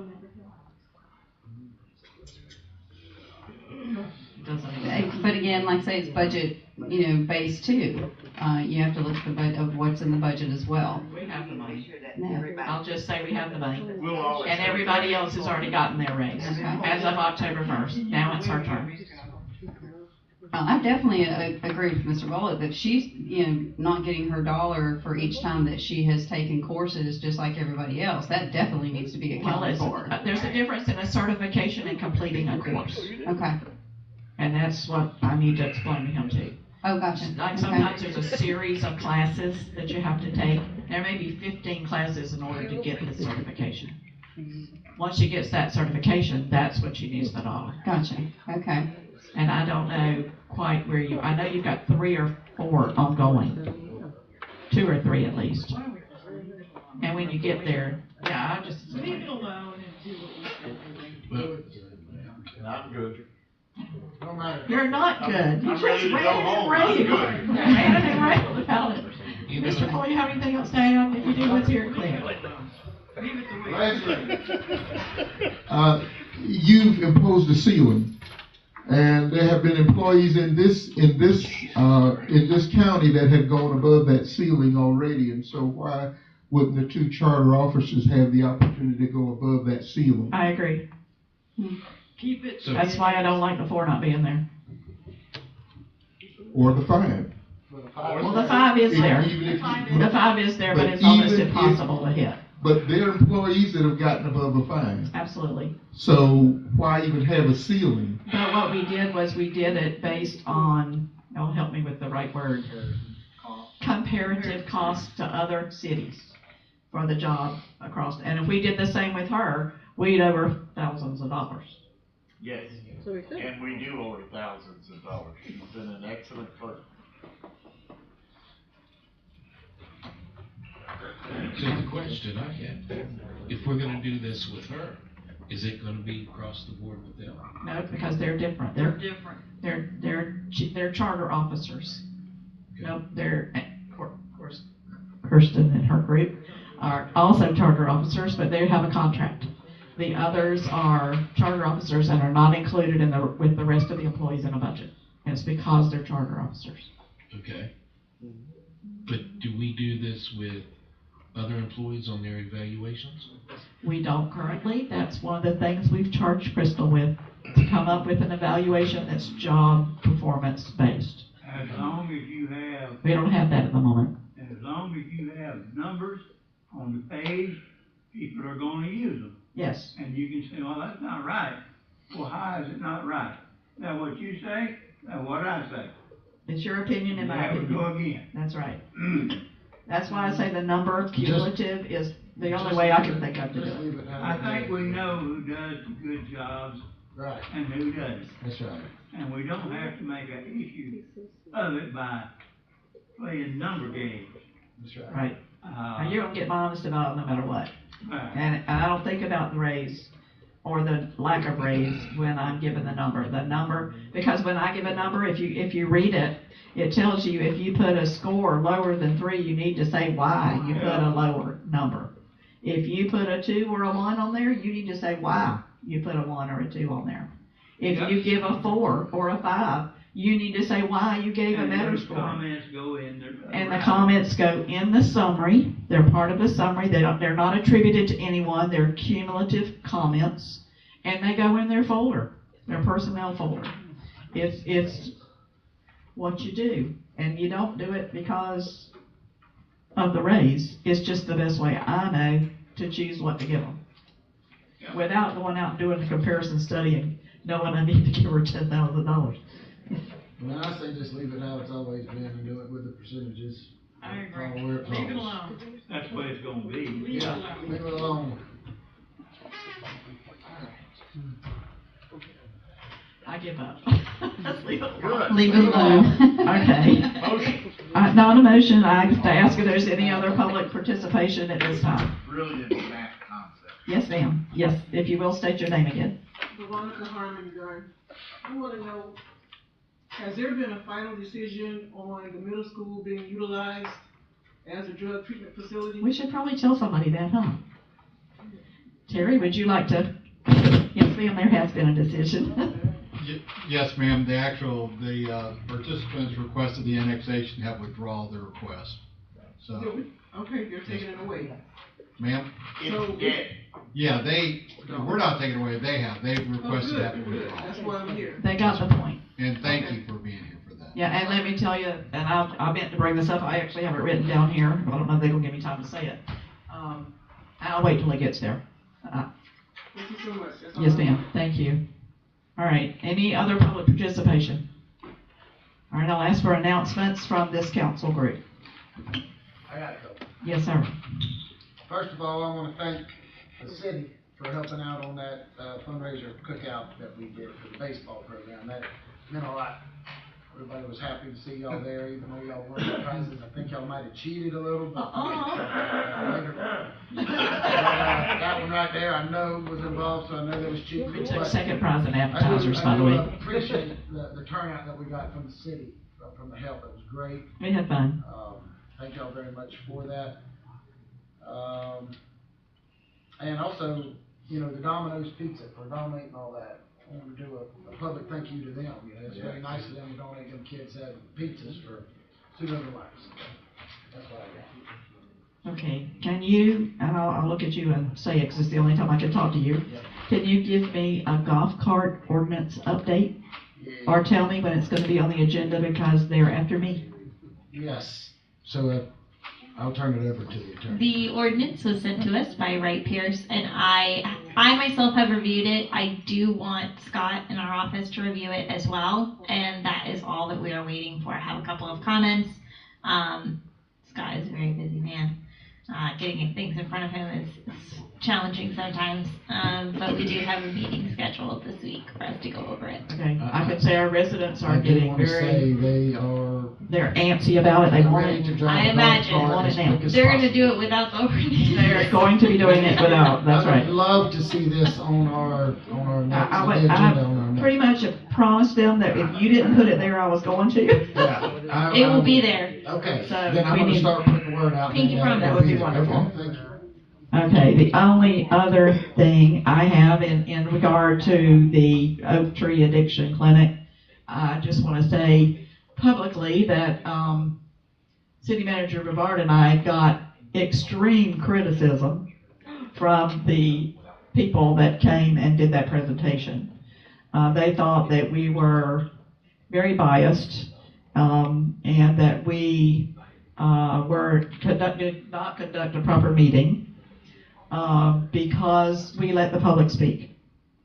And I can tell you that's what the purpose of the meeting was for. was we wanted to know how the neighborhood felt. And I'm sorry that every single person who stood up was against it, but that's just the way it was. And the only thing I would do different if I had to do it again was I would set up 2 podiums so that the man could stand way over here by himself and that the line would be out the door and he wouldn't have to stand right next to him. And that's just personally what I would do different next time when we do that again. That's what I will do. But he was not very happy and he did withdraw his application. We sent an email, we got it in writing, and refunded his money. So yes, ma'am, as far as we're concerned, it's a dead issue unless he goes through the county, and I think he got the message. The neighborhood did not want him, which is what we wanted to know from y'all. And I just want to say congratulations to the 3 people. I think only one of them is here. Jerry was here earlier. I think he stepped out. Are you still here, Jerry? Where are you hiding? Oh, there he is. I want to say congratulations to the 3 people who have been seated unopposed. We'll take office, I believe, in May. Now that we've changed our month, I can't keep track. It's not April anymore. It's May. So congratulations to Dartmouth Hines, to Jerry Robinson, and to Michael Cox on taking their seats. I don't know if you want to add anything about the goings on in the neighborhood. I know.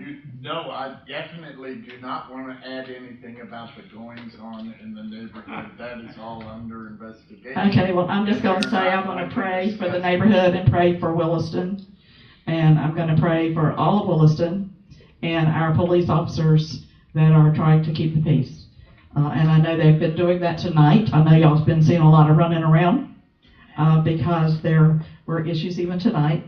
And we are thankful and back the blue. So y'all don't think we do. I'll entertain a motion for adjournment. I move that we adjourn. We will adjourn at 8:26. I have a motion. Everybody say yes. Thank you, Sam.